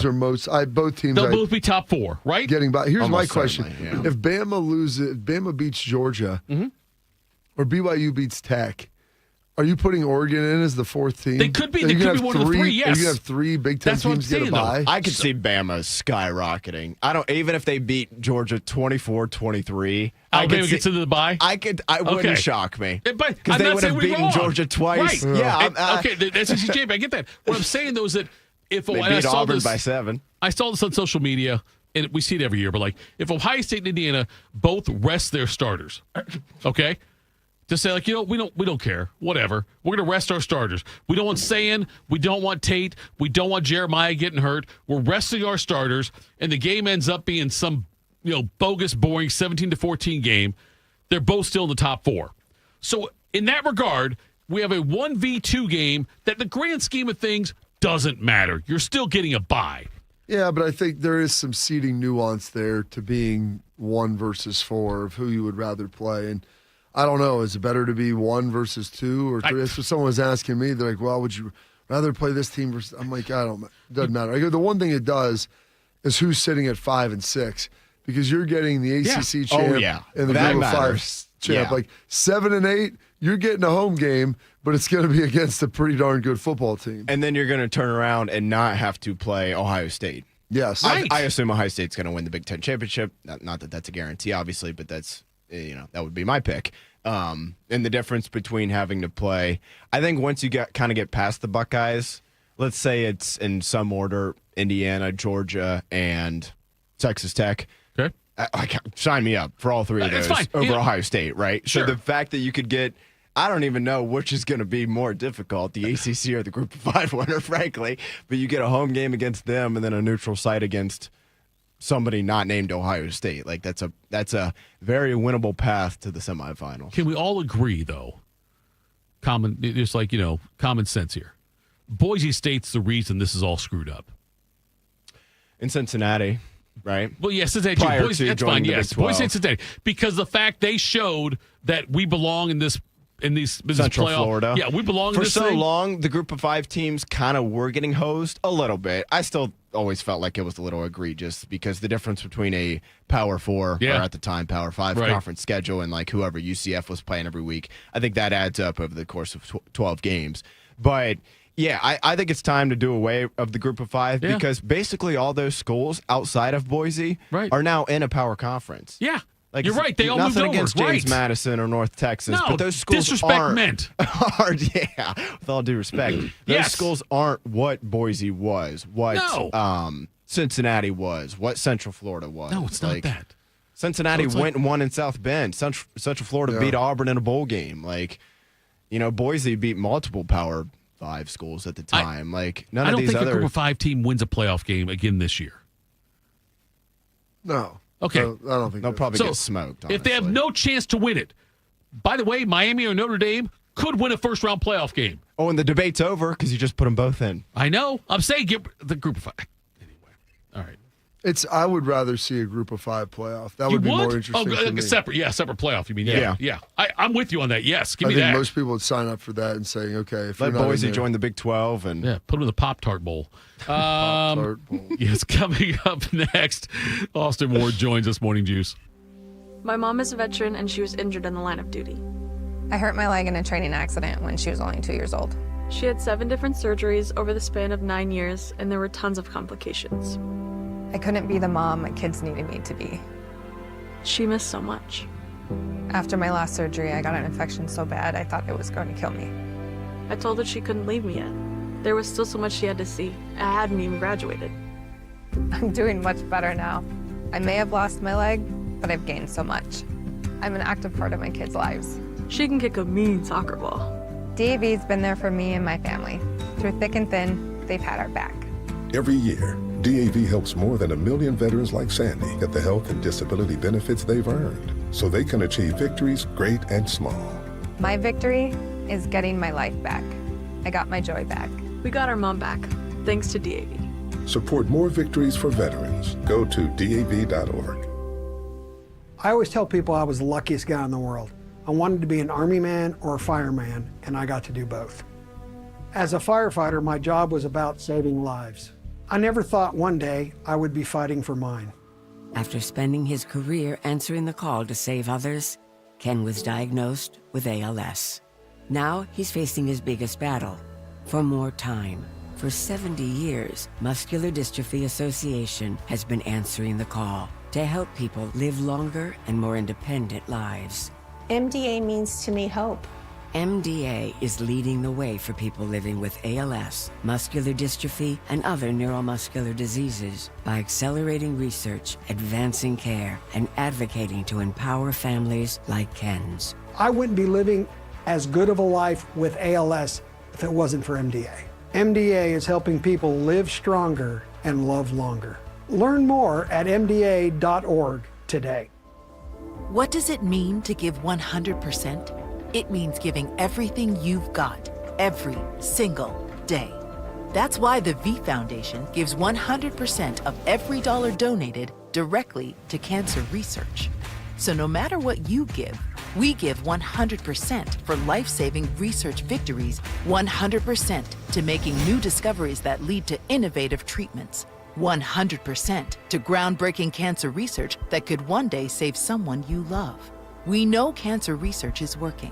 Over the last 30 years, an estimated 4.5 million lives have been saved thanks to game-changing research breakthroughs. But there is more work to do. That's why the V Foundation gives 100% of every dollar donated directly to cancer research. We will always give 100% to accelerate victory over cancer. Don't give up. Don't ever give up. Donate today at v.org. Attack and dominate. You're locked into Morning Juice. Sponsored by Riverside Bank of Dublin. Here's Bobby and Tito. All right, it's Bobby, it's Tito. By the way, now it's this guy. A guy who considers himself the mayor of Laramie, Wyoming, who holds the shuffleboard record at the Ranger, and most impressive, the commissioner of the Central Ohio two-man scramble league. Here's Austin Ward. He is Austin Ward joining us here. Austin, good morning, my friend. First of all, were you on the ranking show last night? The Fan did after you and I and Bodie and Baker did our appearance. Did they ask you back? 'Cause they didn't ask me or Bodie back. They didn't ask me back. Maybe it's because we put in so much effort last week that we earned a day off or a night off. Yes, that's a good call by you. Anything surprise you? Yeah, I would say Notre Dame dropping after a blowout win is not usually what I anticipate the selection committee doing. I guess it's more the rankings themselves. They're not dramatically different, but they were significant in the conversation afterwards and what those rankings revealed. So I'm not just bringing up Notre Dame again because Bodie is sitting there, but you can't spend the previous 3 weeks saying, well, we're not going to compare Notre Dame and Miami. We believe that they are different teams. And then slowly, I guess you can do that because they are doing that. They're slowly walking that back and then setting themselves up for Selection Sunday where they can finally move Miami ahead of Notre Dame and count week 1. At least that's what it's shaping up to be. And one thing that they said, Hunter Yurosek said afterwards on the teleconference was, well, the last week, the championship games can affect the seedings. Even if you're idle, if you're not playing, your strength of record, your strength of schedule can be affected by what those games, how those games play out. And that's not the way that the committee handled it a year ago. So will they actually do that? Austin, I don't know. They said this summer they got some more information from the management committee that told them that they needed to then look at the idle evaluation as well. The management committee over the summer, Greg Sankey, because he gave those really cool pamphlets out at SEC Media Days. I understand that. I think we can all look at the fact that someone's body of work can be affected by new information and new data points. That used to be the buzzword from the committee. You got to look at every data point that's out there, and these can affect the seedings. This can affect the rankings going into it. But it's just, and I'm not saying that it's wrong for them to do that. I just think it's amusing coming off of year 1 where it feels like you're setting a precedent that playing for a conference championship game and playing, and then losing that to a very good team wasn't going to cost anyone. It directly impacted Ohio State a year ago with Penn State staying above them in the seeding. Now, it obviously didn't cost the Buckeyes anything once the playoff actually started, and I'm looking forward to when that actually begins, because then we can end all of these debates and just watch these football games play out on the field. But yeah, I agree with you, Tito, that there was some element of surprise on Tuesday night, but I also am just not going to get, we said this last Tuesday night, not going to get that worked up over if you are ranked 10, 11, 12, 13, or 14, because those teams had plenty of opportunities to improve their resume without begging and soapboxing for the committee to move them up. One of the things that's interesting, they talked about, how teams can move. And I just, Bodie and Jeff and I were discussing this, where, the question from Reese shouldn't have been, can teams move, before, and well, yeah, the new data points from other teams and idle teams can move because of this with respect to everything else that's happened. Because obviously, if BYU wins, they're getting in Texas Tech, and people are getting bumped out. The question should have been, can 2 idle teams move, and can they move with respect to each other based upon them not playing? Because I would have loved to have heard that answer, because I don't think they would have had one, and I wish someone would have had the nuance that was on the call to be able to ask it. No, I think that's a really good point, Bob, and because it directly impacts what we're talking about. I shouldn't say only, because Steve Sarkisian and Greg Sankey in Texas are going to continue to politic throughout this week and hope that they can get something done. But and by the way, I don't disagree. I don't disagree with Steve Sarkisian's argument on the fact that I'm not saying I'm not saying he's wrong either, Bob. I think, but it's the other part where I think Texas is one of the 12 best teams. They're maybe one of the 8 best teams. They're certainly one of the 5 most talented teams. I guess I could keep going and climbing them up higher in the rankings, but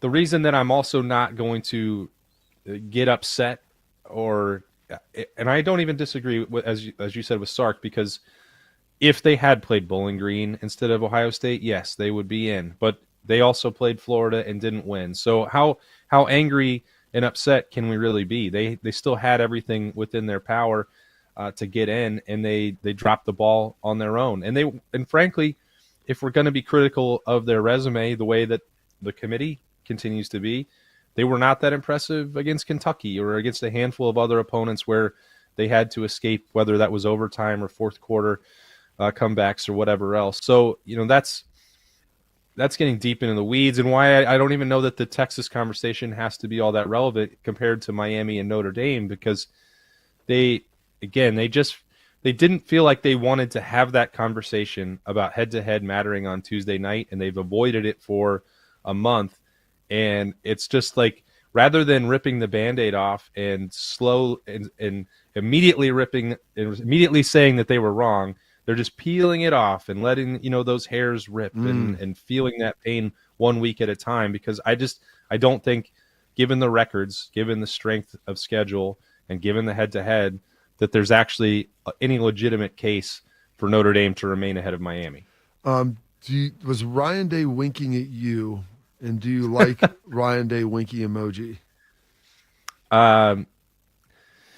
So if Saturday was the high road, he took a slight detour on Tuesday, and I loved that part because he was not distracting from the win. He wasn't dominating the headlines in the immediate aftermath of the game, and then he was able to subtly slip in a couple of those shots on Tuesday that, frankly, I'm all for that. It's none of the on the field flag planting, any of that stuff. Press conference shots where you have to read the tea leaves and get into and can be interpreted in a variety of ways. That's the Ryan Day that I like to cover. It makes those press conferences more fun. It's also still a reminder that of what Saturday meant to him if he was trying to deflect some of that attention on Saturday. So I thought the wink was great. I thought when he went deeper into his answer I asked about Davis and Igbinosun taking off his helmet and celebrating, and if he got a pass for this. He answered that and then smiled and then went into a serious answer and then brought it back at the end and said that Ohio State wanted to celebrate like men. And I say this every week. Ryan Day does not make any accidents when he's speaking into a microphone or when he's looking into a camera and winking. So Tuesday was our day that he was like, hey, if you thought that I wasn't going to actually celebrate or this didn't matter, I am. And you can make of these comments whatever you want. Because I think, Bob, that's what that other program likes to call themselves, right? Aren't they Michigan men? Aren't they supposed to celebrate like the champions of the West, Austin? Well, yeah. And I think it's been interesting as well to me, Bob, over the last couple of days, listening to some of the coverage of that program, the discussion coming from up north, their former players, their media, and they're like, have the Wolverines been acting like children for the last couple of years? Yeah. Have we been wrong? Was this not right? Should we not have done that? And it took Ohio State not celebrating on their field for them to realize that they had caused all this. I'm going to ask this question, Austin. And before you answer it, I want Bobby to say, before you answer it, if it's a dumb question or not.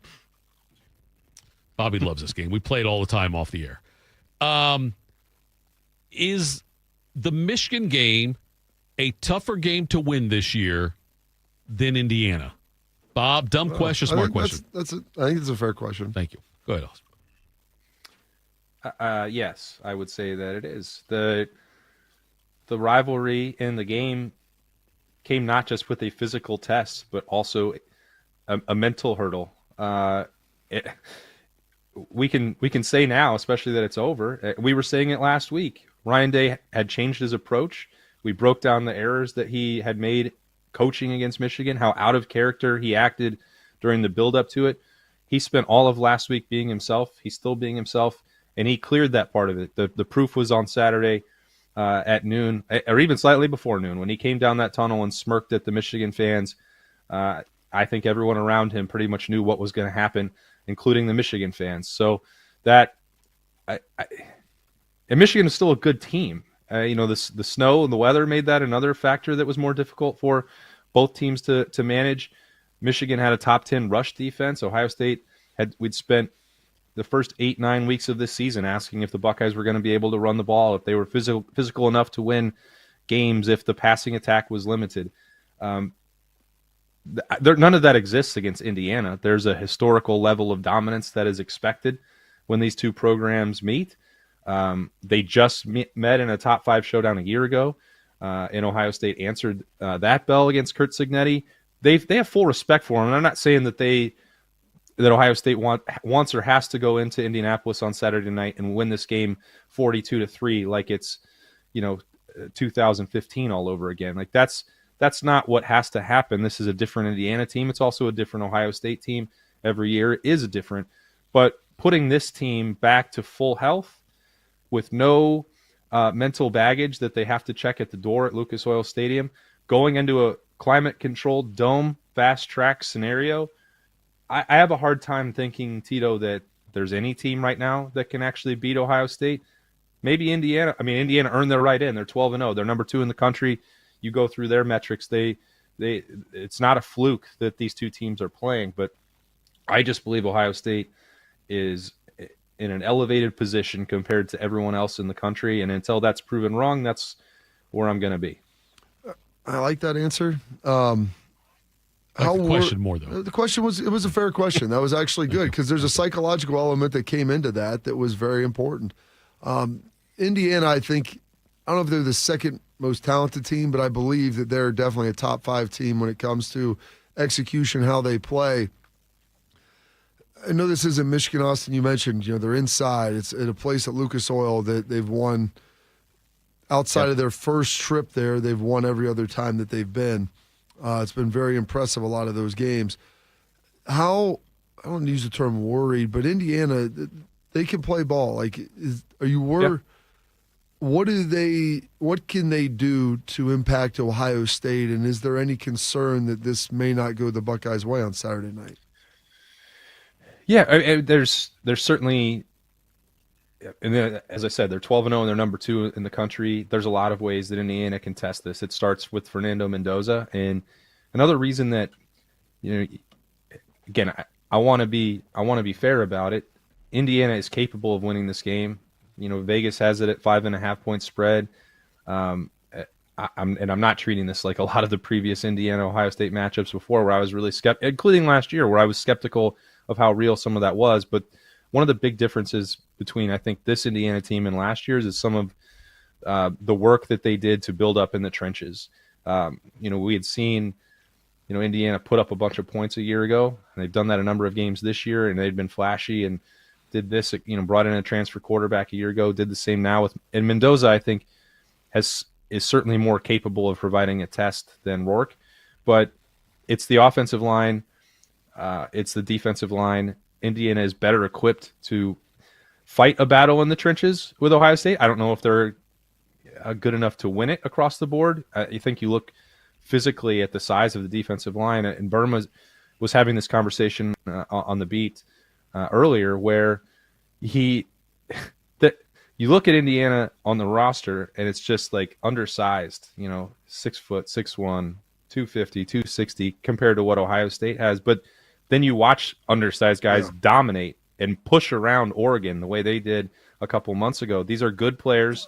They can block, they can protect, they can tackle, they can do everything that they need to do to make it a game. And then if you add Mendoza's playmaking ability on top of that, I think that's where this game, will come down to. So if it's Matt Patricia against Matt Patricia's chess pieces with Arvell and Caleb and Sonny Styles and Caden McDonald, who I think is the best defensive tackle in America, and maybe he'll get some accolades from the Big Ten later on today that reflect that. I still like Ohio State in that matchup, but that's where you would look. Mendoza is trying to win a Heisman, and Kurt Cignetti's trying to win the Big Ten, and both of those would be obviously massive deals for the Hoosiers. Get you out on this one here, Austin. He is one half of the beat with Austin Ward and Jerry Birmingham there on the podcast. They put out the daily podcast on 10 TV Plus. Everywhere else you get your podcast, check it out. Buckeye Frank, a friend of yours, wants to know, is Max Clare okay? And I want to know, what was it like for you covering Lane Kiffin when you were just a young pup getting into this business? Oh, yes. Well, I can tell that we don't have enough time for me to really dive into the second part. But, I think it doesn't look like there's any lingering injury concerns for Ohio State. Coming out of the big house, you're certainly going to be sore. It's going to wear on you. But, Ohio State and Ryan Day believe his comment was directly aimed at Jeremiah and Carnell on Tuesday, but he said that they came out of it on Saturday better than they went in. So we'll monitor that as they go through practice. Nothing is ever guaranteed. Full disclaimer is normal. I did, Tito, have, some flashbacks, maybe not so good flashbacks. I was able to laugh because I wasn't in the midst of it when Marty Smith was standing on the tarmac with Lane Kiffin on Monday. Kudos to the Ole Miss fans for not burning mattresses. That wasn't quite the war zone that I was in when Lane Kiffin stunningly left the program in the middle of the night, and for no real great reason.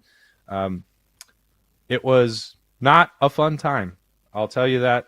I think that would be the Cliff's Notes version, and you and I can talk about a lot of the other stories that I have with Lane Kiffin at a later time. But it was good for you, right? Was it good for your development as a reporter? Oh, 100%. Okay. I mean, I had got to cover NCAA violations. I got to cover players holding up a gas station in the middle of the night. I got to great. Cover, a riot is probably too strong of a word, but skirmish. It was a vocal gathering. Okay. I got to go spend, like Marty Smith, at Ole Miss over the weekend. How long was I in there? About 13 hours in Tennessee's practice facility, waiting for Lane to come out of his office to talk to me before he left for Los Angeles. I learned a lot. There's no doubt about it. I thank you for that, Lane Kiffin. You gave me an education. Okay, one more question then. I'm sorry. We'll do it quick. Okay, but when you're watching the way Marty Smith is covering it in ESPN, do you look at it and say, like, okay, this is how I covered it, and, like, do you compare the two? Like, I wish I would have done this differently, or I'm glad I did it this way. Was there anything about, like, the coverage of it? Because you were there with Kiffin with Tennessee, and it was a little different situation, but still, like, do you look at it and say, I wish I would have done this, or I'm glad I did it this way? Like, anything, like, when you're watching it, do you have that? Because you've got a very unique perspective. Yeah, I mean, I when Marty Smith was actually describing that process and, like, telling the stories about texting Lane and he was barred in the facility, or, he's batting down in there all day and texting and saying, please, God, tell me this is going to be over tonight so that I can get out. And I was like, yeah, that sounds right. I mean, because I don't know that there's anything that I could have really done differently. I was texting with him into 2:30, 3:30 in the morning as all that went on, and he had not left. And then Tennessee realized that his university phone was still being used and shut it off. So that was actually the first time, Tito, if we're going to talk about my education, where that was the first full year that I was covering an SEC program. When I was at Wyoming, that coaching staff did not need bat phones. They didn't need burner phones. They didn't have 5 different phone numbers. That was the first time that I realized, I maybe need to get the contact info for every phone of these guys that I am covering with if something happens. Because after Lane's Tennessee phone got shut off, I had no other way to get direct communication with him at that time. That's why I couldn't coordinate a better time, why I wound up being in the practice facility from like 6 a.m. until 1 p.m. Would have been easier if I could have just, if one of the phone numbers that the co-eds had slipped into my phone, maybe I would have been able to get in touch with Lane more easily. You've been seeing some of these screenshots, though, from some of his messages. They're amazing. Look, I will tell you this. I've been there, man. The key is... Wait, in Lane's position? No, I've never been there. Don't. Look, Allie, we're all good, you know. As I'm looking at you right now, all I can think of, Oz, is our poll question today. Do you have to be a redhead to cover Lane Kiffin? Thanks for time, buddy. We appreciate it. We'll talk to you soon. See you guys. There we go. That's the ginger. Austin Ward joining us. Going next to It's Guys Juice, Morning Juice. Hey, Columbus. It's Lorenzo Stiles Jr., Ohio State student-athlete. It's football season, and just like on the field, success starts with the right game plan and the right team. That's why I'm proud to team up with Monogram Homes. They're the true custom home builder, bringing precision, creativity, and attention to every detail, just like we do on Saturdays. If you're ready to build, don't settle for standard. Go custom. Go Monogram.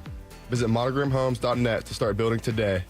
Monogram Homes, a builder you can trust. James Laurinaitis here for my guys at Green & Sons, the premier Kubota dealership in Central Ohio. Green & Sons has all the Kubotas you need to tackle your land and come out a winner. They have zero-turn skid steers, tractors from 18 to 171 horsepower, and also utility vehicles. My favorite is my RTV Sidekick. The best thing about Green & Sons is they've been family-owned and operated since 1970, and you will love dealing with the Green family and their winning team. Do what I did and check out Green & Sons located in Mount Sterling and Marysville, or online at greenandsons.com for all your Kubota needs. 'Tis the season to be hungry at Roosters. That's why for every $50 spent on Roosters gift cards, you'll receive a $10 Rooster Buck back in your stocking. May your holidays be filled with friends and family, love and laughter, and of course, Roosters Wings. Go to roosterswings.com today or drop by any Roosters location to purchase your $50 holiday gift cards and receive a $10 Rooster Buck in return. Happy holidays from all of us at Roosters. Roosters, a fun, casual joint. Hey there, Jane Lynch here. You want to hear something funny? Too bad. You want to hear something uplifting that will inspire you? Good. Because today, I want to talk to you about Direct Relief, a humanitarian organization that does seriously good work when it counts. Fires, hurricanes, earthquakes. When disaster strikes, Direct Relief immediately shows up with medicines, medical supplies, and everything doctors and nurses need to save lives. Let's ship her out! Every day across the United States and around the world, they're making an enormous difference. If someone needs help, Direct Relief helps. No politics, no red tape. Hey, what you doing over there? Oh, I'm packing insulin for kids with diabetes. See, every box here is literally a lifeline for someone in critical need. So check them out at directrelief.org. You might just bring a smile to someone's face. My name is DeMar Hamlin. I play for the Buffalo Bills, and I play safety. CPR saved my life. I've teamed up with the American Heart Association as a national ambassador to help create a nation of lifesavers, turning bystanders into lifesavers through CPR education and access to AEDs. Nearly 3 out of 4 cardiac arrests that don't happen in hospitals happen in homes. Join me to ensure everyone has the chance to live longer, healthier lives. Visit heart.org/nation. Tito invited the new Russian family who moved in down the street to watch Rocky IV. It did not go well. I must break you. This is Morning Juice. Morning Juice, Tito, Bobby, Bodie. By the way, for the first time since 2020, the Buckeyes are back in the Big Ten championship game, and the Fan has you covered with 11 hours 11 of pregame coverage this Saturday. Smothered and covered. Is 11 hours too much, Bob? By the way, McChicken changed his name back because he says he was threatened, I believe, by the Fan. If he didn't change his name, he could get banned. I mean, he had an inappropriate name for a while there. Inappropriate depending on your lifestyle. But I'm just saying, though, like, it sounds like he was, I don't know who, let me ask you this. I mean, it wasn't threatened by the three of us. No, I'm saying, who do you think would it come from? I don't know. Well, who's the admin? Trying to lose our loyal. Okay, but who's the admin viewing though? Base? Like, Not sure. The three of us, like, I know Bodie and I both have the wrenches next to our name. We can ban people. Yeah. I don't remember sending a text to McChicken saying, "Hey, I don't change know. it." You told me to ask people to contact you on some of your other profiles or other mediums. Yeah. I am not going to try to get people to subscribe or follow me on Twitter at that happens. I'm not going to do that. That's not my style, Bob. Let's go back to 11 hours. DM. 11 hours. It's at that happens. Is 11 hours too much? Of coverage. 9 a.m. to noon, Fan Sports Saturday with Tim Hall and Tyvis Powell. Guess what is on from noon to 2:30?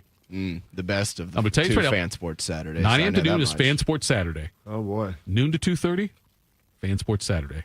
Part 2. It's another one with Reeser Do you and think me. you'll be able to do better than the best of that was on before? I mean, that's kind of like, putting an all-star game, putting the finals after an all-star game. You're right. It feels like a competition. I do like the synergy with the 9 to noon, though. Yeah. That's morning good. host, afternoon host. Yes, Tim and Tyvis get to do that, and then Reeser and I get from noon to 2:30. We have 30 minutes less. I will be checking to see if we do better. 2:30 to 4:30, the KeyBank Fan pregame show with Matty Ice, Devere Posey, and Dane Sanzenbacher. Ooh. Are we sending anybody over there to do a show on location? I don't think so. It's pretty remarkable. 4:30 to 6:30, Central Ohio Toyota Dealers Fan Tailgate Show with Rothman, May, and Biddle. That's usually at the casino for road games. I would imagine it'd be there. It's not in the, it's not in the copy in Indy, here. and it's kind of the biggest game of the year. 6:30 to 8, Ohio State Sports Network Bigger than you pregame show expected? with Skip, Paul, Lachey, and Tyler Danberg. 11 hours, 1 goal, gets you ready for the Buckeyes and the Big Ten title, only on the home of the Buckeyes, the Fan. Did you see Awful announcing ranked? I was just going to say that. Yeah, Yes, I did see the that. top radio teams. Yeah. College Fields and football. Lachey, number one. No Fields and Lachey, surprises there. Yeah, but there was no mention of Mossick or Danberg, though. I know Well, it's Danberg just came in this year. I know, but and Skip does it all. But he's kind of most people don't know Yeah. Like, I know Jerry Bruckheimer produces like all the Law and Orders and a bunch of stuff like that, but if you asked me to put him in a lineup, I have no idea what he looks like. Christopher Nolan, but if he walked in the studio right now. Would you know? Like, if I put 6 people that look similar to Christopher Nolan up, Bodie, would you be able to pick him out? I could tell you what Christian Bale looks like, though. 100%. It could be. All right, let's tell people what's got us juiced.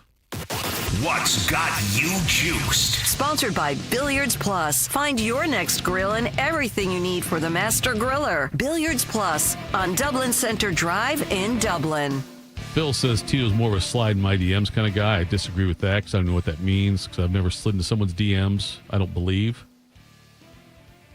Bob, what's got you juiced? What's got me juiced? Trying to figure out the plans for this weekend. I would like to go to the game. I've got a bunch of kids stuff surrounding it. Unfortunately, my son, they've got some games late in the Saturday evening.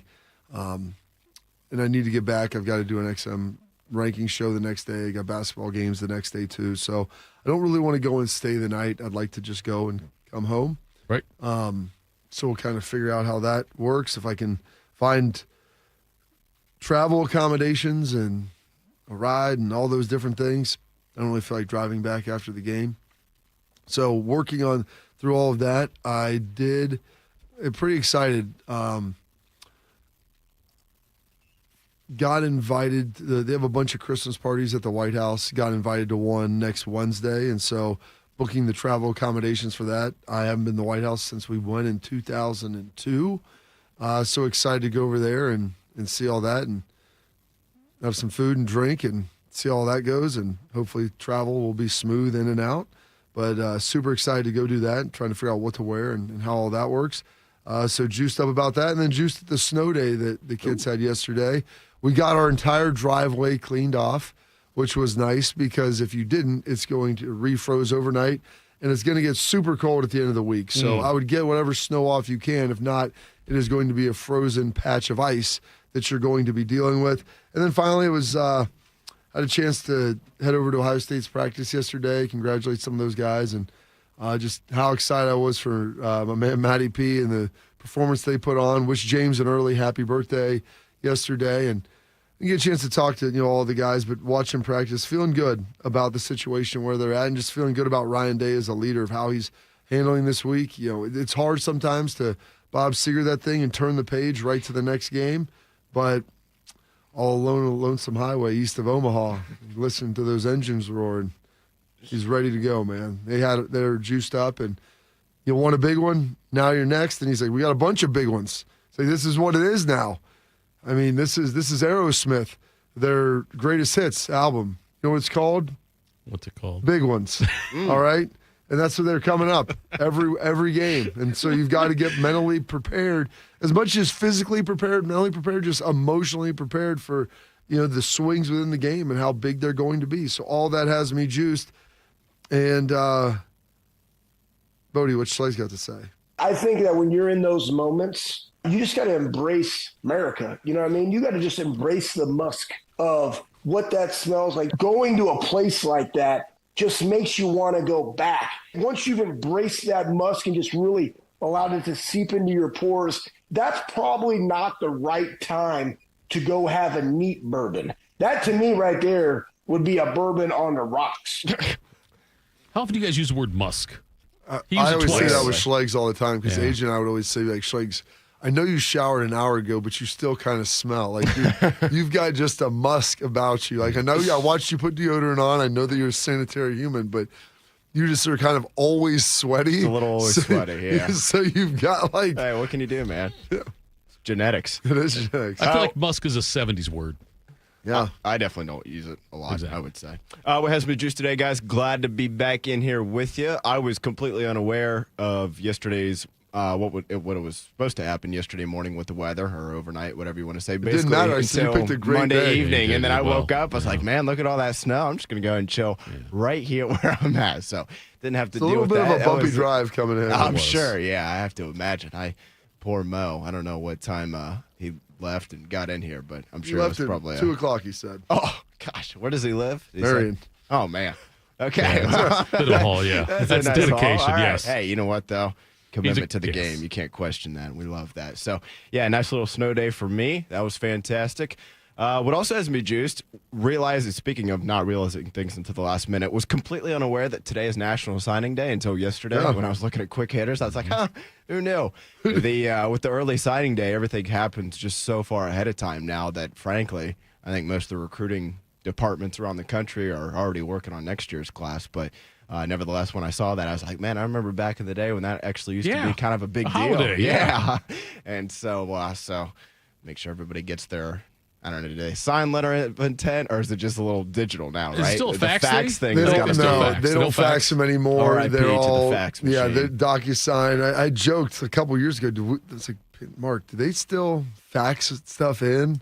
And he's like, no. It's all just like, take a picture of it, email, digitally scan it, or whatever. I think for like 99% of the world, the fax machine died, but it Except for lived signing on, day. except for signing day for about another 10 years or so, it seemed like. But that's all got me juiced today, guys. Tito, what you got for us today? Well, you guys took all my time. What are you talking about? What can I do now? No, the signing day thing, I thought about that too. I've seen people talk about it. I'm like, it doesn't matter as much anymore as it used to. Half those guys are in the portal 12 months from now. Right, it's PR, and it's like the portal's almost as important, if not more important now, Bob. I still think like signing day is more about PR, whereas I don't know. You ask Penn State, I think that they would beg to differ. Yeah, they're 3-man class.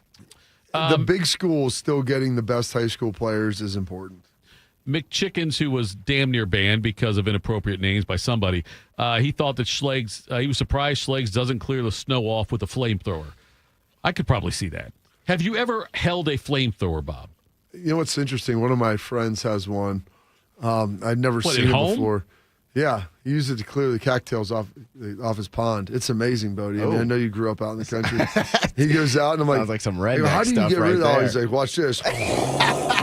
That's amazing. It's like, oh yeah, just light it on fire. Get yourself a couple cocktails and go use the flamethrower, light them on fire. Well, they're on the water, so I mean, it balances out. Yeah, Where's that water going? Yeah, you can buy them. They're like a couple $100. Is that what they are? Yeah, Christmas. Fill them up with kerosene. Yeah, is that what you just put kerosene in? Is that what you have to do? I guess. Yeah. Because I'm telling you how it happened to me. Is I've put gas in a lawnmower before.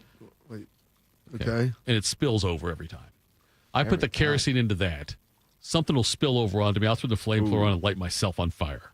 That'd be a tough way to go. Coach, I was starting a fire before Halloween shindig and, trying to get the solo stove really hot so then it wouldn't smoke and everything through it. So I was throwing a little gas in there just right out of the jug. And the nozzle, my kids had snapped it off, so it was like leaking. And I was throwing it on there, and then the receptacle caught on fire, Bodie, while it was in my hand. I had about 2.5 gallons of gasoline still in there. So we've got a dude setting up a mechanical bull. I'm throwing this flaming gas can in my backyard, and we had about half of it caught by our cameras, and then sprinting over to get the hose while hoping that it's not going to blow up while I'm trying to put the fire out. Thankfully, it went out. The can was melted. There was still gas in it. I was like, I'm just going to leave this over here on the side and let it cool down for a while before I get back in the game. Don't worry, kids. I'm a volunteer fireman. Basically what it was. My uncle's a sheriff in Van Wert. I've told the story before. And one time he's putting gas in his car. He's a sheriff in Van Wert, putting gas in his car. While smoking a cigarette. No, listen, somehow some gas got onto his leg, and then something happened, and he caught on fire. Okay? But he threw a cigarette down. Whatever it was. And he had these burns in the lower half of his body. And I swear to you, on my life, my uncle's name was Richard Fry. He did not go by Richard. Okay? He was Uncle Dick. He was Dick Fry. Talk to you tomorrow.